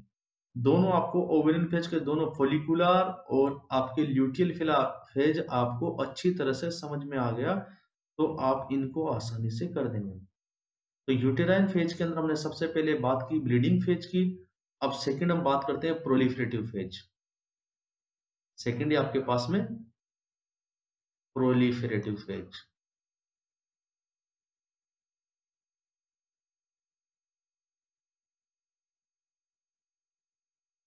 Proliferative phase. क्लियर। तो सेकंड आपके पास में कौन सा है, प्रोलिफरेटिव फेज। अब देखो ध्यान से देखेंगे एक बात को। देखो प्रोलिफरेटिव फेज जो है कब से लेके कब तक का होता है, सबसे पहली बात तो ये आपके पास में 6 से 14 डेज तक। 1 से 5 दिन तो क्या हो गया था, यूट्रस का ब्लीडिंग फेज, और 6 से 14 दिन का आपके प्रोलिफरेटिव फेज। अब एक बात इधर ध्यान रखेंगे, देखो जब यूट्रस के अंदर प्रोलिफरेटिव फेज चल रहा होगा तो ये बात ध्यान रखेंगे कि जो है ओवेरी में इस टाइम पे क्या चल रहा होगा। तो आप रिमाइंड करेंगे कि ओवरी में 6 से 14 दिन के टाइम पे तो फोलिकुलर फेज चलता है भाई, फोलिकुलर फेज आई बात समझ में। और जो फोलिकल्स हैं वो मेच्योर होते हैं और उस टाइम पे एस्ट्रोजन का अमाउंट ज्यादा रहता है। जो ग्राफिक फोलिकल्स रहते हैं उस टाइम पे फोलिकल्स मेच्योर होते रहते हैं तो उस टाइम पे क्या बनता है, एस्ट्रोजन ज्यादा रहता है। उस टाइम पे कौन सा हार्मोन ज्यादा रहता है, एस्ट्रोजन। आई बात समझ में। तो ये एस्ट्रोजन करता क्या है, देखो यहाँ पर एक बात ध्यान रखना, प्रोलिफरेटिव फेज किसकी वजह से आता है यूट्रस के अंदर, एस्ट्रोजन हार्मोन की वजह से, जो कि फोलिकल्स से निकलते हैं। ये एस्ट्रोजन क्या करता है आपके पास में, सेल डिवीजन को बढ़ाता है, यूट्रस के सेल डिवीजन को बढ़ाता है। और सेल डिवीजन को बढ़ाकर यूट्रस की जो सेल्स है उनकी संख्या में वृद्धि कर देता है। यूट्रस की सेल की संख्या में वृद्धि कर देता है, संख्या में वृद्धि कर देता है, बढ़ा देता है, संख्या को बढ़ा देता है, नंबर ऑफ सेल्स को बढ़ा देता है। और इस कंडीशन को हम बोलते हैं हाइपरप्लेसिया। मतलब आपके जो यूट्रस है उसका क्या कर देगा, हाइपरप्लेसिया कर देगा। यूट्रस का क्या कर देता है, हाइपरप्लेसिया कर देता है। आई बात समझ में। और जिसकी वजह से जो है, ध्यान रखेंगे, जिसकी वजह से जो है यूट्रस की जो मोटाई है वो बढ़ जाती है। और यहाँ पे प्रोलिफरेटिव फेज में यूट्रस की जो मोटाई है वो कितनी हो जाती है, 3 to 4 mm। 3 to 4 mm। आई बात समझ में, 3 to 4 mm। क्लियर। उसके बाद में देखो, उसके बाद में नेक्स्ट हमारी बात करते हैं। ज्यादा कुछ ऐसा है नहीं प्रोलिफरेटिव फेज में, जो है आपकी यूट्रस की जो एंडोमेट्रियम है उसमें हाइपरप्लेसिया हो जाता है, यूट्रस की दीवार मोटी होने लगती है, मोटी होने लगती है। उसके बाद में 6 से 14 दिन के बाद में 14 दिन क्या हो जाता है, ओवेरी के अंदर ओवुलेशन हो जाता है। और ओवेरी के अंदर जो ग्राफिन फॉलिकल बनी थी 14वें दिन, वो किस में कन्वर्ट हो जाती है, कार्पस लूटियम में, क्योंकि वहां से क्या निकल गया, ओवम निकल गया। ओवम निकलते ही ग्राफिन फॉलिकल किस में कन्वर्ट हो जाती है, कार्पस लूटियम में। मतलब अगला जो फेज आएगा यूट्रस का, उसका नाम है सेक्रेटरी फेज। वो किस पे डिपेंड करेगा, कार्पस लूटियम पे ना। ओवेरी के अंदर जो कार्पस लूटियम बनी है उस पे डिपेंड करेगा। तो नेक्स्ट फेज है आपके पास में सेक्रेटरी फेज। यूट्रस का तीसरा जो फेज है वो कौन सा है, सेक्रेटरी फेज। अब ये कब से लेके कब तक हुआ? 15 से 28 दिन। तो 1 से 5 दिन कौन सा हो गया? ब्लीडिंग। और 14 से सॉरी और 6 से 14 दिन कौन सा हो गया आपके पास में? प्रोलिफरेटिव। और 15 से 28 दिन कौन सा हो गया? Secretary phase. ये देखो, अब ये ध्यान रखेंगे, जब यूट्रस के अंदर सिक्रेटरी फेज चल रहा था तो ओवेरी में क्या चल रहा है इस टाइम पे? 15 से 28 दिन पे ल्यूटियल फेज चल रहा है। वहां पे क्या चल रहा है? Luteal phase. तो ल्यूटियल के अंदर से क्या निकलती है ज्यादा? पर प्रोजेस्टेरोन ज्यादा निकलता है इस टाइम पे। भाई बात समझ, प्रोजेस्टेरोन ज्यादा निकलता है इस टाइम पे, एस्ट्रोजन कम निकलता है ना। ल्यूटियल फेज के अंदर कार्पस ल्यूटियम प्रोजेस्टेरोन ज्यादा निकालती है, बताया था मैंने। तो सिक्रेटरी फेज में क्या होता है? प्रोजेस्टेरोन का लेवल ज्यादा रहता है। आपकी जो है कार्पस ल्यूटियम में प्रोजेस्टेरोन को निकालती है, जिससे प्रोजेस्टेरोन इंक्रीज हो जाता है। और ये प्रोजेस्टेरोन कहाँ जाता है?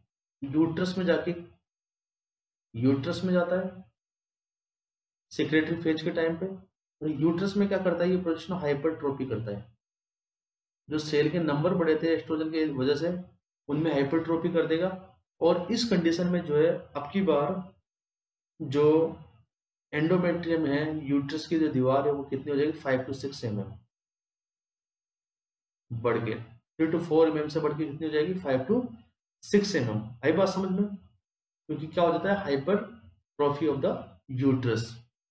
तो यहां पर देखो, ये जो दोनों फेज थे, प्रोलिफरेटिव और सेक्रेटरी फेज, ये दोनों फेजों में क्या होता है? आपका यूट्रस तैयार होता है किस कंडीशन के लिए? प्रेगनेंसी के लिए।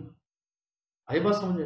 प्रेगनेंसी के लिए यूट्रस तैयार होता है, उसकी दीवार को मोटा किया जाता है, जो फंक्शनल लेयर उसको मोटा किया जाता है, वहां पे ब्लड सप्लाई बढ़ाई जाती है। क्यों मोटा हो रहा है? क्योंकि वहां पे क्या आके चिपकना है? फीटस आके वहां पे चिपकना है। आई बात समझ में? उसके बाद बात करते हैं हम लोग, ये तो आपके पास में देखो ओवेरियन फेज हुआ और यूटेराइन फेज हुआ, दोनों चीजें हमने पढ़ ली। पहले हमने ओवेरियन फेज पढ़ा था कि ओवेरी के अंदर क्या क्या चेंजेस होते हैं, फिर हमने पढ़ा यूट्रस में क्या क्या चेंजेस होते हैं। ओवेरी के अंदर जो चेंजेस होते हैं उनको दो पार्ट में डिवाइड किया गया था। कौन कौन से? फॉलिकुलर फेज और ल्यूटियल फेज। और यूट्रस में जो चेंजेस है उनको तीन पार्ट में, एक तो ब्लीडिंग फेज, एक प्रोलिफरेटिव फेज और एक सिक्रेटरी फेज, बीपीएस, है ना। अब हम यहाँ पे पढ़ते हैं, देखो, हार्मोनल रेगुलेशन, बहुत इंपॉर्टेंट चीज है, एग्जाम के अंदर पूछेंगे आपसे। Hormonal regulation of menses, hormonal regulation of menstruation cycle. सबसे पहला पूछ लिया जाए कि फोलिकुलर फेज कौन से हार्मोन की वजह से होता है, कि which hormone is responsible for follicular phase.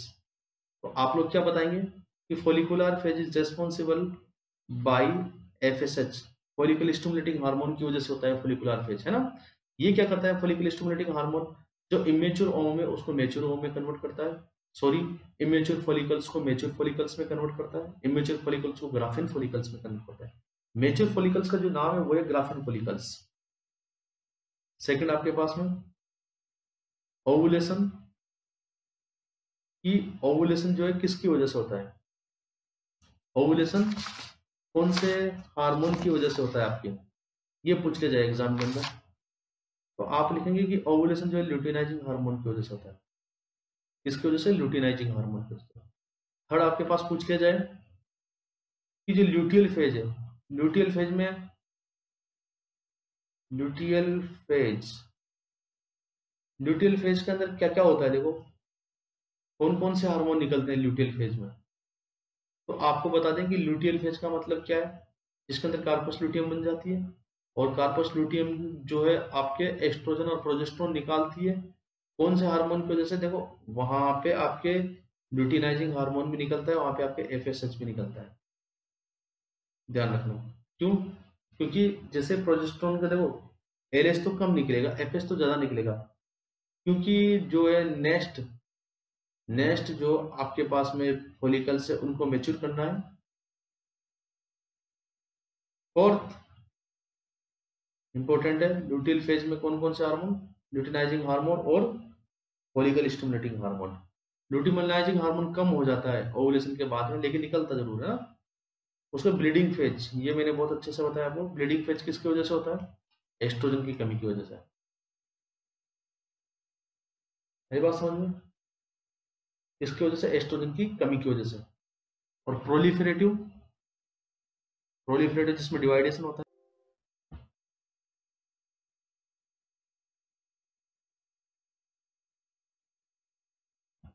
Proliferative phase किसकी वजह से होता है? देखो,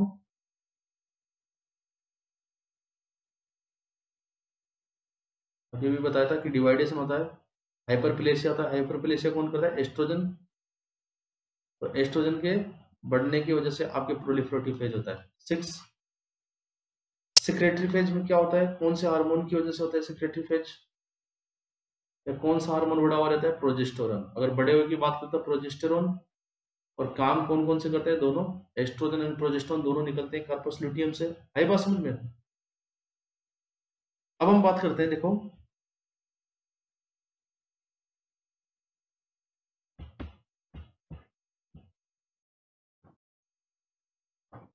अब देखो हमारे पास में जो टॉपिक है वो है composition of menstruation blood. Composition of menstruation blood. Composition of menstruation blood अगला टॉपिक अपने पास में, कि जो मेंस्ट्रुएशन साइकिल में जो ब्लड निकलता है उसके अंदर होता क्या क्या है। उसके अंदर देखो, सबसे पहली बात, सबसे ज्यादा जो अमाउंट में होते हैं वो डेड एंडोमेट्रियल सेल्स होती है। Very very important for you, dead endometrial cell. और एंडोमेट्रियम की कौन सी लेयर होती है? यह बहुत बार पूछा गया क्वेश्चन है, फंक्शनल लेयर। कि मेंस्ट्रुएशन साइकिल में एंडोमेट्रियम की कौन सी लेयर सेड आउट होती है? दो लेयर होती है, देखो एंडोमेट्रियम में, एक बार देखा, जैसे आपके पास में यूट्रस की 3 लेयर, तीनों लेयर के नाम आपको पता होना चाहिए। उसके बाद जो लास्ट वाली जो इंटरनल लेयर होती है उसका नाम है एंडोमेट्रियम। एंडोमेट्रियम जो है 2 लेयर से मिलकर बनी होती है। अंदर वाली को बेसल बोलते हैं, बाहर वाली को फंक्शनल। यहाँ पर जो शेड आउट होती है मेंस्ट्रुएशन साइकिल में, वो फंक्शनल लेयर बाहर निकलती है। तो यही पूछते हैं एग्जाम के अंदर कि which layer of the endometrium shed out in menstruation cycle. तो आप क्या लगा पाओगे? Functional layer. उसके बाद क्या होता है इसके अंदर? एंडोमेट्रियम के बाद म्यूकस। म्यूकस के साथ में क्या होता है? प्रोस्टाग्लैंडिन्स। प्रोस्टाग्लैंडिन्स, यही बात समझ में? कहाँ से रिलीज होती है? मायोमेट्रियम से। कहाँ से रिलीज होती है? मायोमेट्रियम से। अब अमाउंट देखो, ब्लड का अमाउंट कितना होता है? अमाउंट ऑफ ब्लड, ये भी बहुत बार एग्जाम में पूछते हैं। Amount of blood in menstruation cycle. बात करें रेंज की, तो रेंज में आ जाए क्वेश्चन तो 20 से 35 ml, 20 to 30, सॉरी सॉरी 20 से 80 ml, 20 to 80 ml, अगर रेंज में आ जाए। और एवरेज पूछे कि एवरेज कितना ब्लड जो है, एवरेज कितना ब्लड जो है लॉस होता है? 35 ml। अगर एक प्रॉपर नंबर दिया हो ऑप्शन के अंदर तो 35, और रेंज में पूछे तो 20 to 80 ml। और मिनिमम पूछे कि मिनिमम कितना ब्लड 20, और मैक्सिमम पूछे तो 80, ध्यान रखेंगे ना।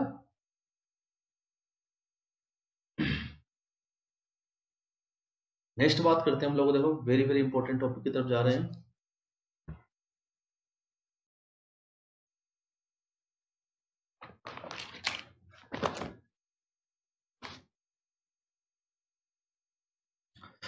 नेक्स्ट हमारे पास में देखो, मेंस्ट्रुएशन एबनॉर्मलिटीज, कि मेंस्ट्रुएशन साइकिल में क्या क्या एबनॉर्मलिटीज हो सकती है।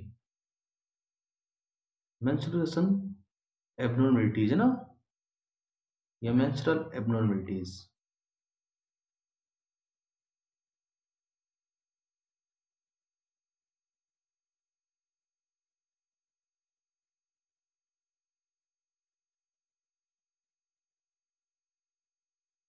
मेंस्ट्रुएशन एबनॉर्मलिटीज, कौन कौन सी जो है मेंस्ट्रुएशन से रिलेटेड एबनॉर्मलिटीज हो सकती है? सबसे पहले आपके पास में है एमनोरिया। एमनोरिया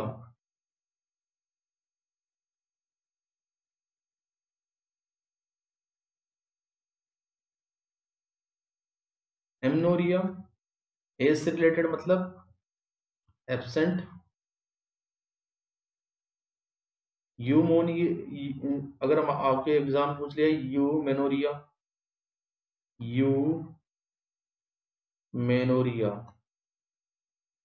यूमेनोरिया का मतलब होता है नॉर्मल मेंस्ट्रुएशन।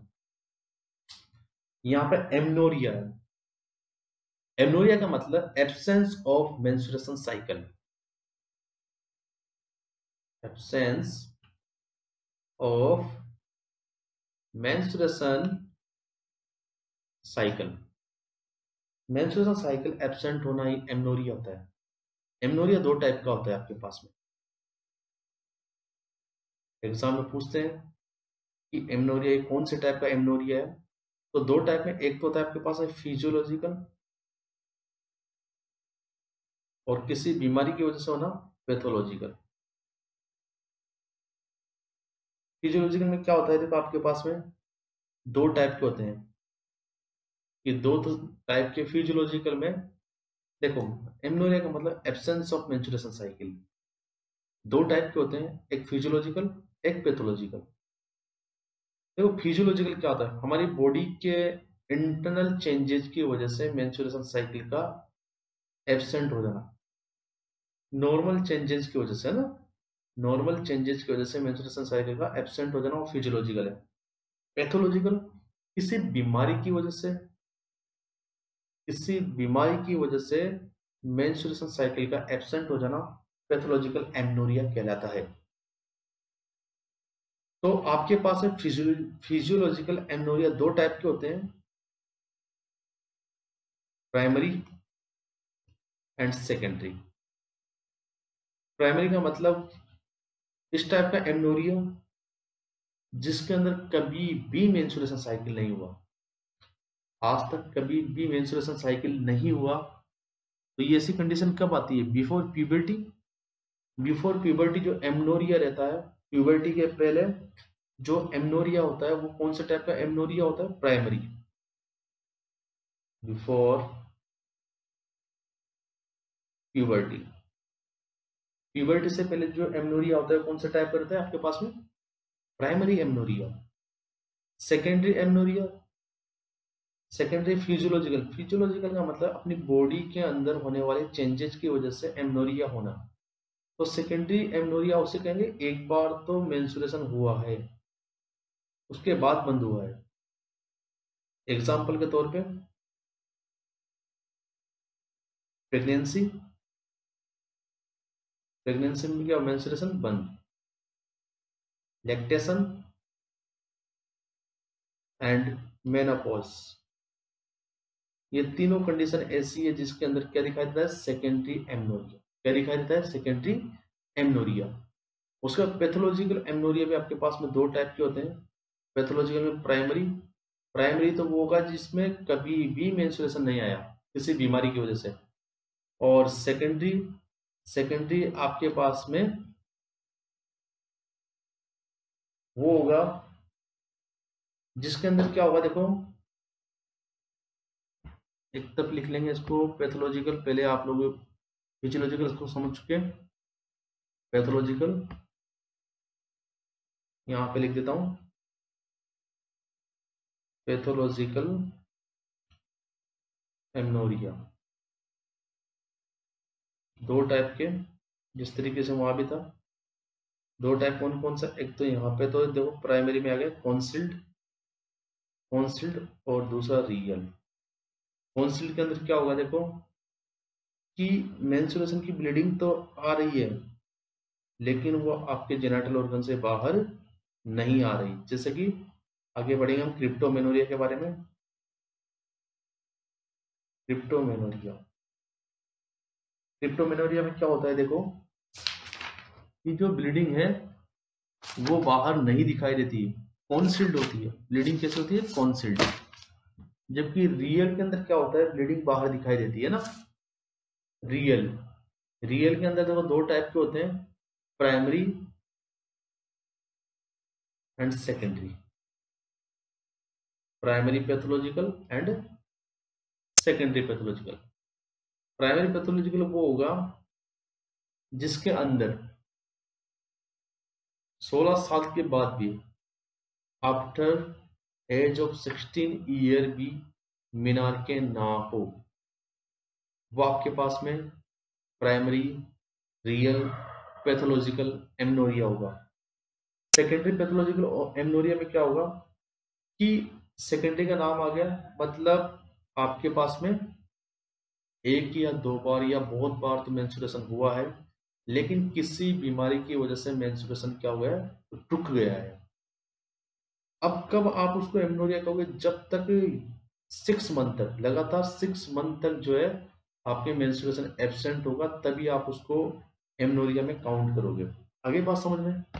तो आपने देखो फिजियोलॉजिकल एमनोरिया तो समझ लिया था कि फिजियोलॉजिकल एमनोरिया जो है दो टाइप का होता है आपके पास में, प्राइमरी जो कि बिफोर प्यूबर्टी होता है, और सेकेंडरी जो कि आपके प्रेगनेंसी में लैक्टेशन और मेनोपॉज की वजह से होता है, उसको सेकेंडरी फिजियोलॉजिकल एमनोरिया कहते हैं। पैथोलॉजिकल किसी बीमारी की वजह से दो टाइप का होता है, कॉन्सिल्ड और रियल। कॉन्सिल्ड के अंदर देखो एक तो आ गया आपके पास क्रिप्टोमेनोरिया, ये क्या होता है मैं बताऊंगा अभी आगे। और रियल के अंदर दो टाइप का, प्राइमरी एंड सेकेंडरी। सबसे पहले बात करते हैं क्रिप्टोमेनोरिया क्या होता है। एग्जाम में पूछ सकते हैं क्रिप्टोमेनोरिया। क्रिप्टोमेनोरिया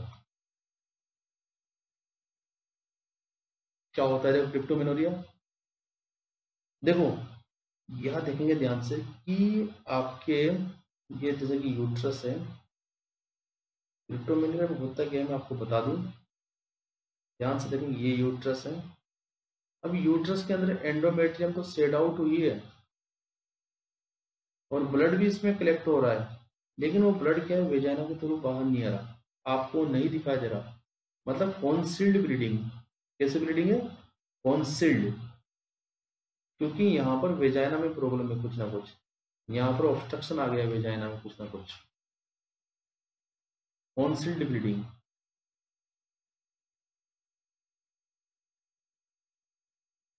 कॉन्सील्ड ब्लीडिंग मतलब कि ब्लीडिंग छुपी हुई है। एंडोमेट्रियम भी सेड आउट हो रही है, लेकिन जो है वेजाइनल प्रॉब्लम होने की वजह से, वेजाइनल प्रॉब्लम होने की वजह से ब्लड कहाँ नहीं आ पा रहा, बाहर नहीं आ पा रहा, तो इसको क्या बोलते हैं, क्रिप्टोमेनोरिया कहते हैं। आगे बात समझ में। उसका real primary pathological amenorrhea, real primary pathological amenorrhea. तो रियल प्राइमरी पैथोलॉजिकल एमनोरिया में क्या होगा कि absent of menstruation after 16 year of age due to any disease condition. किसी भी बीमारी की वजह से 16 साल के बाद भी मेंस्ट्रुएशन नहीं होना, this is primary pathological amenorrhoea.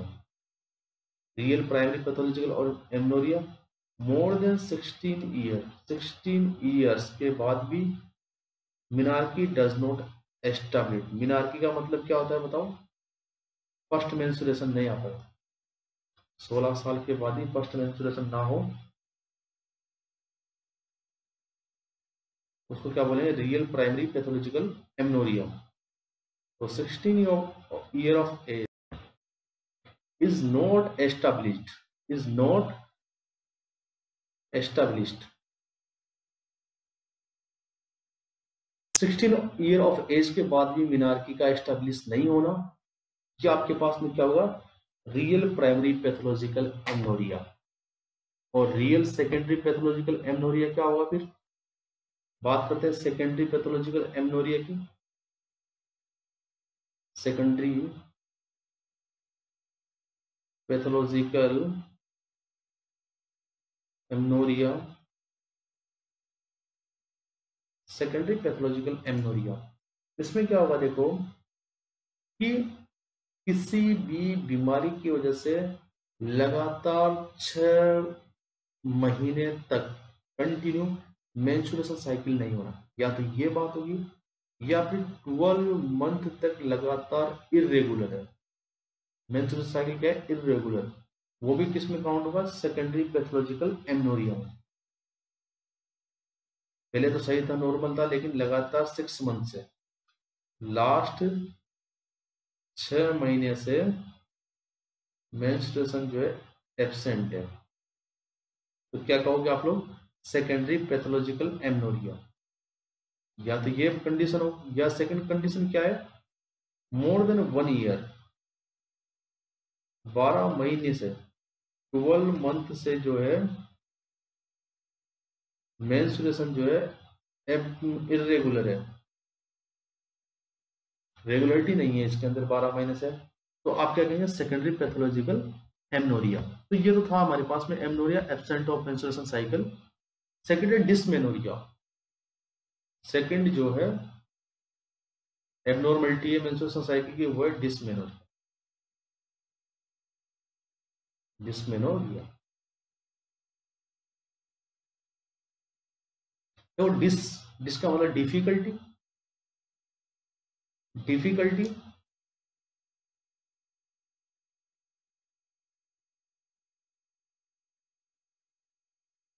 मेनोरिया का मतलब मेंस्ट्रुएशन साइकिल, तो इसकी जो डेफिनेशन होगी वो difficulty in menstruation cycle is dysmenorrhea. ये भी 2 टाइप का होता है आपके पास में। डिसमेनोरिया में कितने टाइप का होता है? 2 टाइप का। 2 टाइप का डिसमेनोरिया है यहाँ पे। एक तो आपके पास है प्राइमरी, एक आपके पास में सेकेंडरी। 2 टाइप का डिस्मेनोरिया है, प्राइमरी एंड सेकेंडरी। प्राइमरी में क्या होता है? Painful menstruation cycle without any pelvic pathology. इसके अंदर किसी तरह की कोई बीमारी नहीं है। प्राइमरी जो है बिना किसी बीमारी के होता है, जबकि सेकेंडरी पैथोलॉजिकल होता है, किसी ना किसी बीमारी, किसी ना किसी डिफॉर्मिटी की वजह से, किसी ना किसी डिफॉर्मिटी की वजह से अगर मान के चलो मेंस्ट्रुएशन साइकिल में डिफिकल्टी हो रही है, पेनफुल मेंस्ट्रुएशन हो रहा है, पेनफुल मेंस्ट्रुएशन हो रहा है किसी बीमारी की वजह से, तो किसमें आएगा? सेकेंडरी में। और बिना किसी बीमारी के, without any disease, without any abnormalities भी जो मेंस्ट्रुएशन में पेनफुल मेंस्ट्रुएशन हो रहा है, तो उस कंडीशन को बोलेंगे हम लोग प्राइमरी डिस्मेनोरिया। और किसी बीमारी की वजह से डिस्मेनोरिया हो रहा है तो उसको बोलेंगे secondary dysmenorrhoea.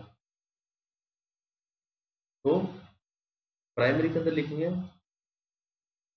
Painful menstruation without any deformity, या किसी डिजीज की एब्सेंसी में भी पेन होना, और किसी बीमारी की वजह से अगर पेन हो रहा है मेंस्ट्रुएशन में, तो किसमें आएगा? सेकेंडरी एमनोरिया में। पेनफुल मेंस्ट्रुएशन,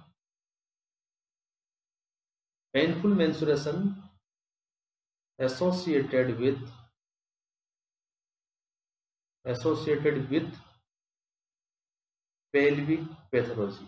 कोई ना कोई जो जेनेटल ऑर्गन में उसके अंदर या पेल्विस के अंदर कोई ना कोई प्रॉब्लम है, उसकी वजह से जो है अगर डिस्मेनोरिया हो रहा है तो सेकेंडरी डिस्मेनोरिया है। क्लियर? अब देखो इनको किस तरीके से आप डिफरेंशिएट करेंगे, कैसे पता करेंगे कि प्राइमरी है सेकेंडरी है?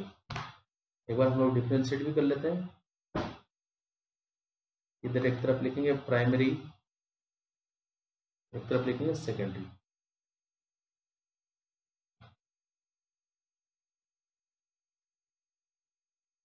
Primary and secondary. Primary main बात ये है विदाउट एनी पेल्विस पैथोलॉजी। सबसे पहली बात, विदाउट एनी डिफॉर्मिटी, इसके अंदर कोई डिफॉर्मिटी प्रेजेंट नहीं होती। और इसके अंदर जो डिस्मेनोरिया होता है वो डिफॉर्मिटी की वजह से होता है, तो यहाँ पे लिखेंगे विथ या ड्यू टू या with any pathology of pelvis, pelvis के अंदर कोई बीमारी है उसकी वजह से होगा, है ना। सेकंड बात ध्यान रखेंगे यहाँ पर जो विदाउट एनी डिफॉर्मिटी, जो प्राइमरी डिस्मेनोरिया होगा वो जो पेन होगा उसके अंदर वो सीवियर पेन होगा, इसके अंदर सीवियर पेन होता है, और इसके अंदर जो है डल पेन, पेन जो है धीरे होता है, दर्द कम होता है, इसमें दर्द ज्यादा। प्राइमरी डिस्मेनोरिया जो होगा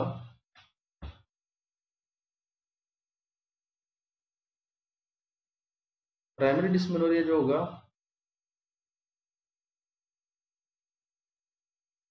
उसके अंदर जो पेन होगा रेडिएटिंग पेन होगा। रेडिएटिंग का मतलब होगा कि पेन जो है आगे की तरफ बढ़ेगा, रेडिएटिंग पेन, रेडिएटिंग पेन बढ़ता रहेगा पेन आगे की तरफ। कहां पे रेडिएट होगा? एब्डोमेन से बैक और बैक से थाई की तरफ। लोअर एब्डोमेन से स्टार्ट होगा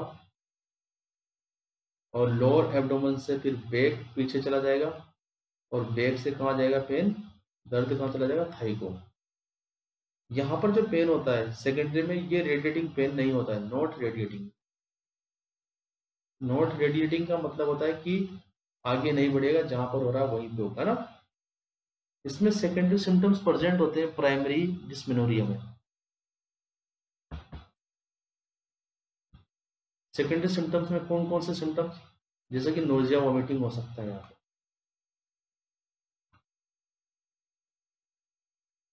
नोजिया वॉमिटिंग भी हो सकती है इसके अंदर। इसके अंदर सेकेंडरी सिम्टम्स प्रेजेंट नहीं होते हैं।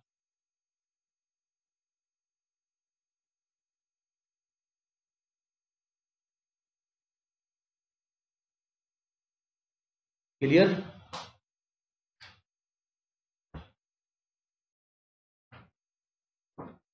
देखो नेक्स्ट एब्नॉर्मलिटीज में है हमारे पास में हाइपरमेनोरिया। नेक्स्ट एब्नॉर्मलिटीज में हाइपरमेनोरिया।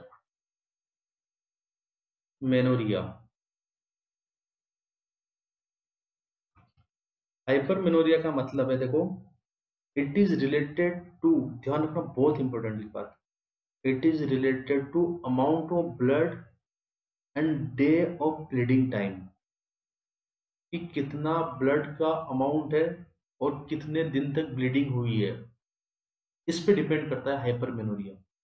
तो हाइपर का मतलब ज्यादा हो गया, क्या ज्यादा, या तो ब्लड का अमाउंट ज्यादा या ज्यादा दिनों तक ब्लीडिंग होना, या दोनों ही। इस कंडीशन को बोलते हैं हाइपरमेनोरिया। हाइपरमेनोरिया नॉर्मल ब्लड का कितना लॉस होता है, 20 to 80 ml। तो यहां पर ध्यान रखेंगे हाइपरमेनोरिया में more than 80 ml blood loss होता है, more than 80 ml blood loss, more than 80 ml blood loss सबसे पहली बात। या फिर मोर देन 7 days, 7 दिन से ज्यादा ब्लड लॉस होना, क्योंकि नॉर्मल कितने दिन तक ब्लड लॉस होता है, 2 से 7 दिन आपने पढ़ा। नॉर्मल ब्लड कितना लॉस होता है, बस 20 से 80 ml। तो यहाँ पर जो ब्लड का लॉस होता है वो 80 ml से ज्यादा। अगर ब्लड का लॉस 80 ml से ज्यादा हो रहा है मेंस्ट्रुएशन साइकिल में, तो आप क्या कहेंगे, हाइपरमेनोरिया। या 7 दिन से ज्यादा ब्लीडिंग हो रही है तब भी आप क्या कहेंगे, हाइपरमेनोरिया। या दोनों ही कंडीशन, अगर दोनों ही कंडीशन है तब भी क्या है आपके पास में, हाइपरमेनोरिया है। उसके बाद हाइपोमेनोरिया।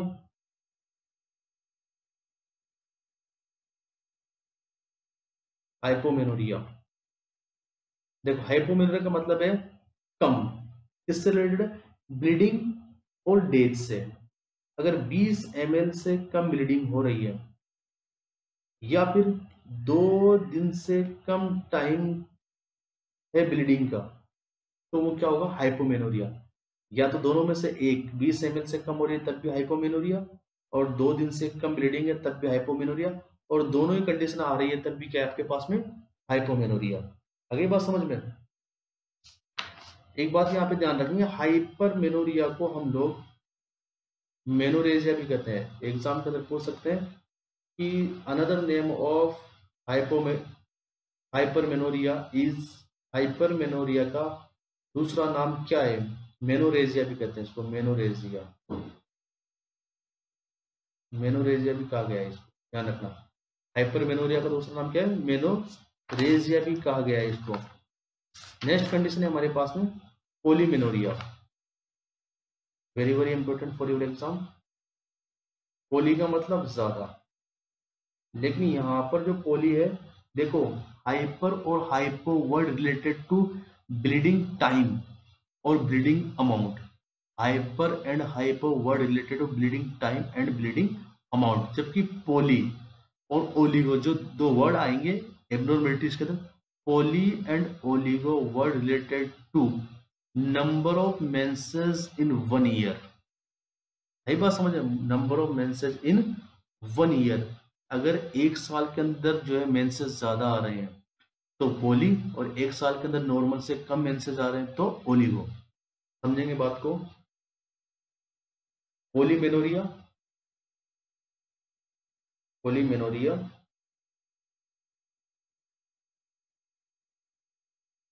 इसका दूसरा नाम एपीमेनोरिया भी है। एपीमेनोरिया भी कहते हैं इसको, एपीमेनोरिया। होता क्या है देखो, इसके अंदर जो मेंस्ट्रुएशन साइकिल जो है नॉर्मल कितने दिन का होता था तुम्हें पता है? 28 डेज। और अगर रेंज की बात करें तो आपके पास में 21 से 35 दिन रेंज की बात करें हम लोग ना। तो यहाँ पर जो मेंस्ट्रुएशन साइकिल होगा वो 21 दिन से भी कम हो जाएगा, 21 दिन से भी कम हो जाएगा। तो जब 21 दिन से भी कम हो जाएगा तो एक साल के अंदर देखो, मेरी बात सुनेंगे, एक साल के अंदर कितने मेंस्ट्रुएशन साइकिल हो जाएंगे? 20 मेंस्ट्रुएशन साइकिल। जबकि होने कितने थे? 13 होते हैं नॉर्मल। नॉर्मल कितने होते हैं? 13। जबकि यहाँ पर कितने हो जाएंगे एक साल के अंदर? 20 मेंस्ट्रुएशन साइकिल हो जाएंगे एक साल में, पर ईयर। तो ज्यादा हो गए, 7 ज्यादा हो गए, तो क्या कहेंगे? पोलीमेनोरिया। पोलीमेनोरिया क्यों होता है? क्योंकि जो है आपके पास मेंस्ट्रुएशन साइकिल की जो टाइम ड्यूरेशन है वो कम हो जाती है। नॉर्मल टाइम ड्यूरेशन अगर पूछे तो 28 डेज, रेंज पूछे तो 21 से 35 दिन, और यहाँ पर 21 दिन से भी कम हो जाती है, जिसकी वजह से जो है एक साल के अंदर टोटल मेंस्ट्रुएशन जो है 20 हो जाते हैं। 20 का मतलब पोली, ज्यादा हो गए, और इसी कंडीशन को हम पोलीमेनोरिया या एपीमेनोरिया कहते हैं। नेक्स्ट आपके पास में ओलिगोमेनोरिया, इसका जस्ट उल्टा।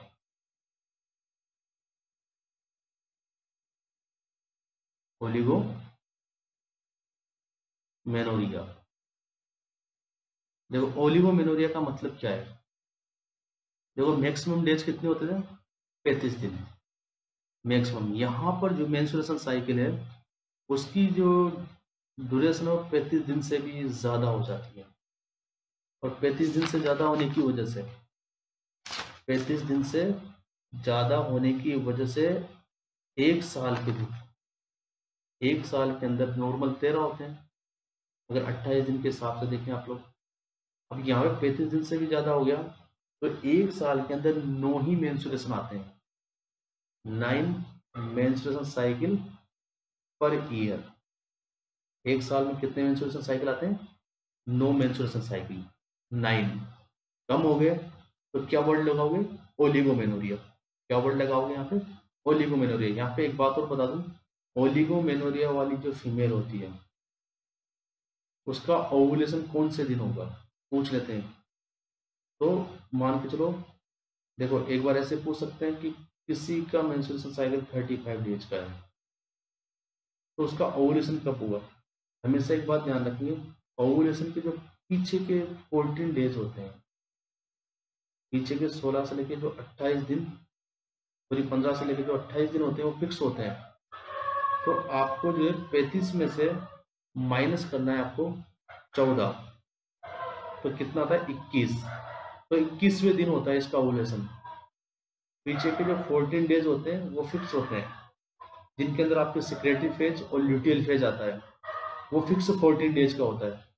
तो आप कभी पूछे कि मेंस्ट्रुएशन साइकिल 35 दिन का है तो ओवुलेशन कब होगा? 14 डेज पे जितने दिन का मेंस्ट्रुएशन होता है, जितने दिन का मेंस्ट्रुएशन साइकिल होता है उसमें से आप 14 घटा दो, आपके पास ओवुलेशन का दिन आ जाएगा। 35 दिन का मेंस्ट्रुएशन साइकिल है तो उसमें से 14 घटा दिए तो कितने दिन, 21वें दिन ओवुलेशन हुआ। कौन से दिन हुआ, 21वें दिन। एक और एग्जांपल लेते हैं, जैसे कि अगर मान के चलो किसी का मेंस्ट्रुएशन साइकिल जो है 30 दिन का है, 30 दिन का मेंस्ट्रुएशन साइकिल है किसी का, एक्स्ट्रा 30 बता रहा हूँ, तो उसका ओवुलेशन कब होगा, उसका ओवुलेशन होगा 30 में से आप 14 घटा दो तो 16 आ गए, तो 16वें दिन उसका ओवुलेशन होगा। क्लियर, 16वें दिन क्या हुआ, ओवुलेशन। तो हमने पढ़ा, देखो यहाँ पे पोलीमेनोरिया, पोली का मतलब ज्यादा हो जाना, एक साल के अंदर 20 मेंस्ट्रुएशन साइकिल आएंगे, क्योंकि जो मेंस्ट्रुएशन साइकिल की जो ड्यूरेशन है वो कम हो गई, 21 दिन की रह गई। ओलिगोमेनोरिया का मतलब है कि एक साल के अंदर 9 ही मेंस्ट्रुएशन आएंगे, क्योंकि जो मेंस्ट्रुएशन साइकिल की ड्यूरेशन है वो ज्यादा हो गई, 35 दिन का हो गया तो 9 ही आएंगे, और 21 दिन से भी कम हो गए तो कितने आएंगे, 20। तो ज्यादा हो गए तो पोली, कम हो गए तो ओलिगो। उसके बाद 2 पॉइंट और इंपॉर्टेंट है, metrorrhagia and menometrorrhagia. It is very important for your exam. देखो मेट्रोरेजिया किसे कहेंगे, वेरी वेरी इंपॉर्टेंट, बहुत इंपॉर्टेंट है, ध्यान से पढ़ेंगे।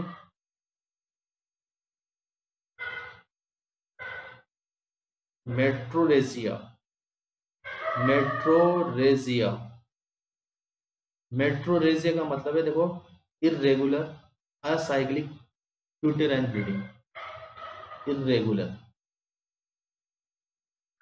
Acyclic uterine bleeding, acyclic uterine bleeding. When menstrual cycle is regular, that the menses cannot be count, then it is known as menometrorrhagia. देखो metrorrhagia एक वर्ड आएगा आपके पास में, मेनोमेट्रोरेजिया।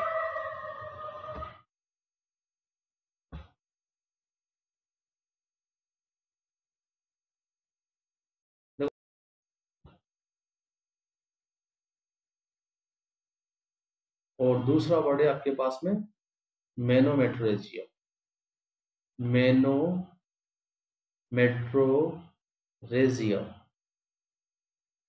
मेनोमेट्रोरेजिया, एक मेट्रोरेजिया एक मेनोमेट्रोरेजिया, दोनों को कैसे समझेंगे। देखो मेट्रोरेजिया का मतलब है irregular acyclic uterine bleeding, acyclic, acyclic मतलब 5वें दिन, 10वें दिन, 6ठे दिन, 7वें दिन, 5वें दिन, कभी भी।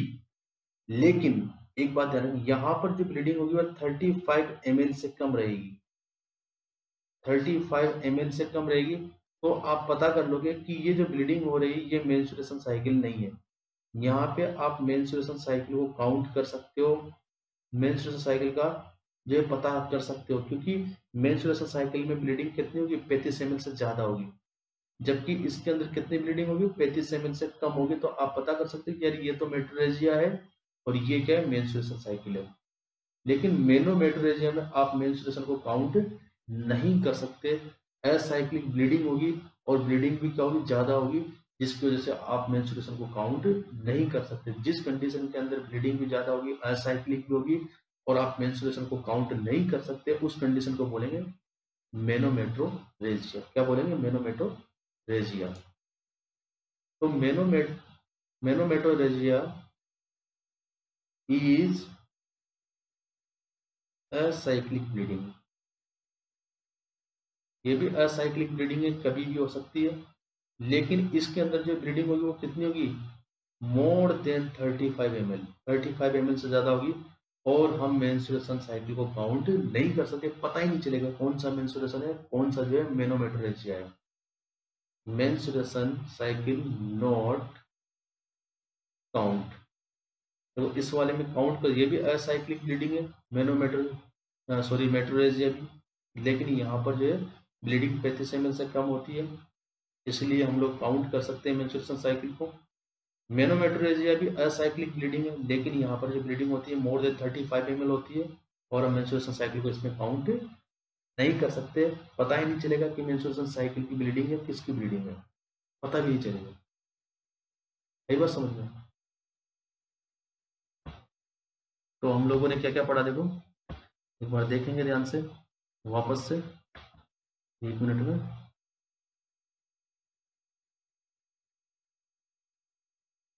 मेंस्ट्रुएशन के बारे में पढ़ रहे थे कि मेंस्ट्रुएशन क्या होता है, cyclic vaginal bleeding, hormonal effect पढ़े हमने। उसके बाद मेंस्ट्रुएशन साइकिल के हार्मोन्स पढ़े। उसके बाद हम लोगों ने पढ़ा एक एक करके एक एक हार्मोन के बारे में पढ़ा, सबके बारे में। उसके बाद हार्मोन का रिलेशनशिप पढ़ा।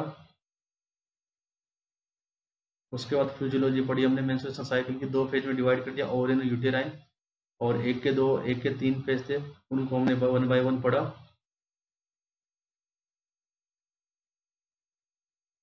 उसके बाद हम यूटेराइन फेज वगैरह सब पढ़े।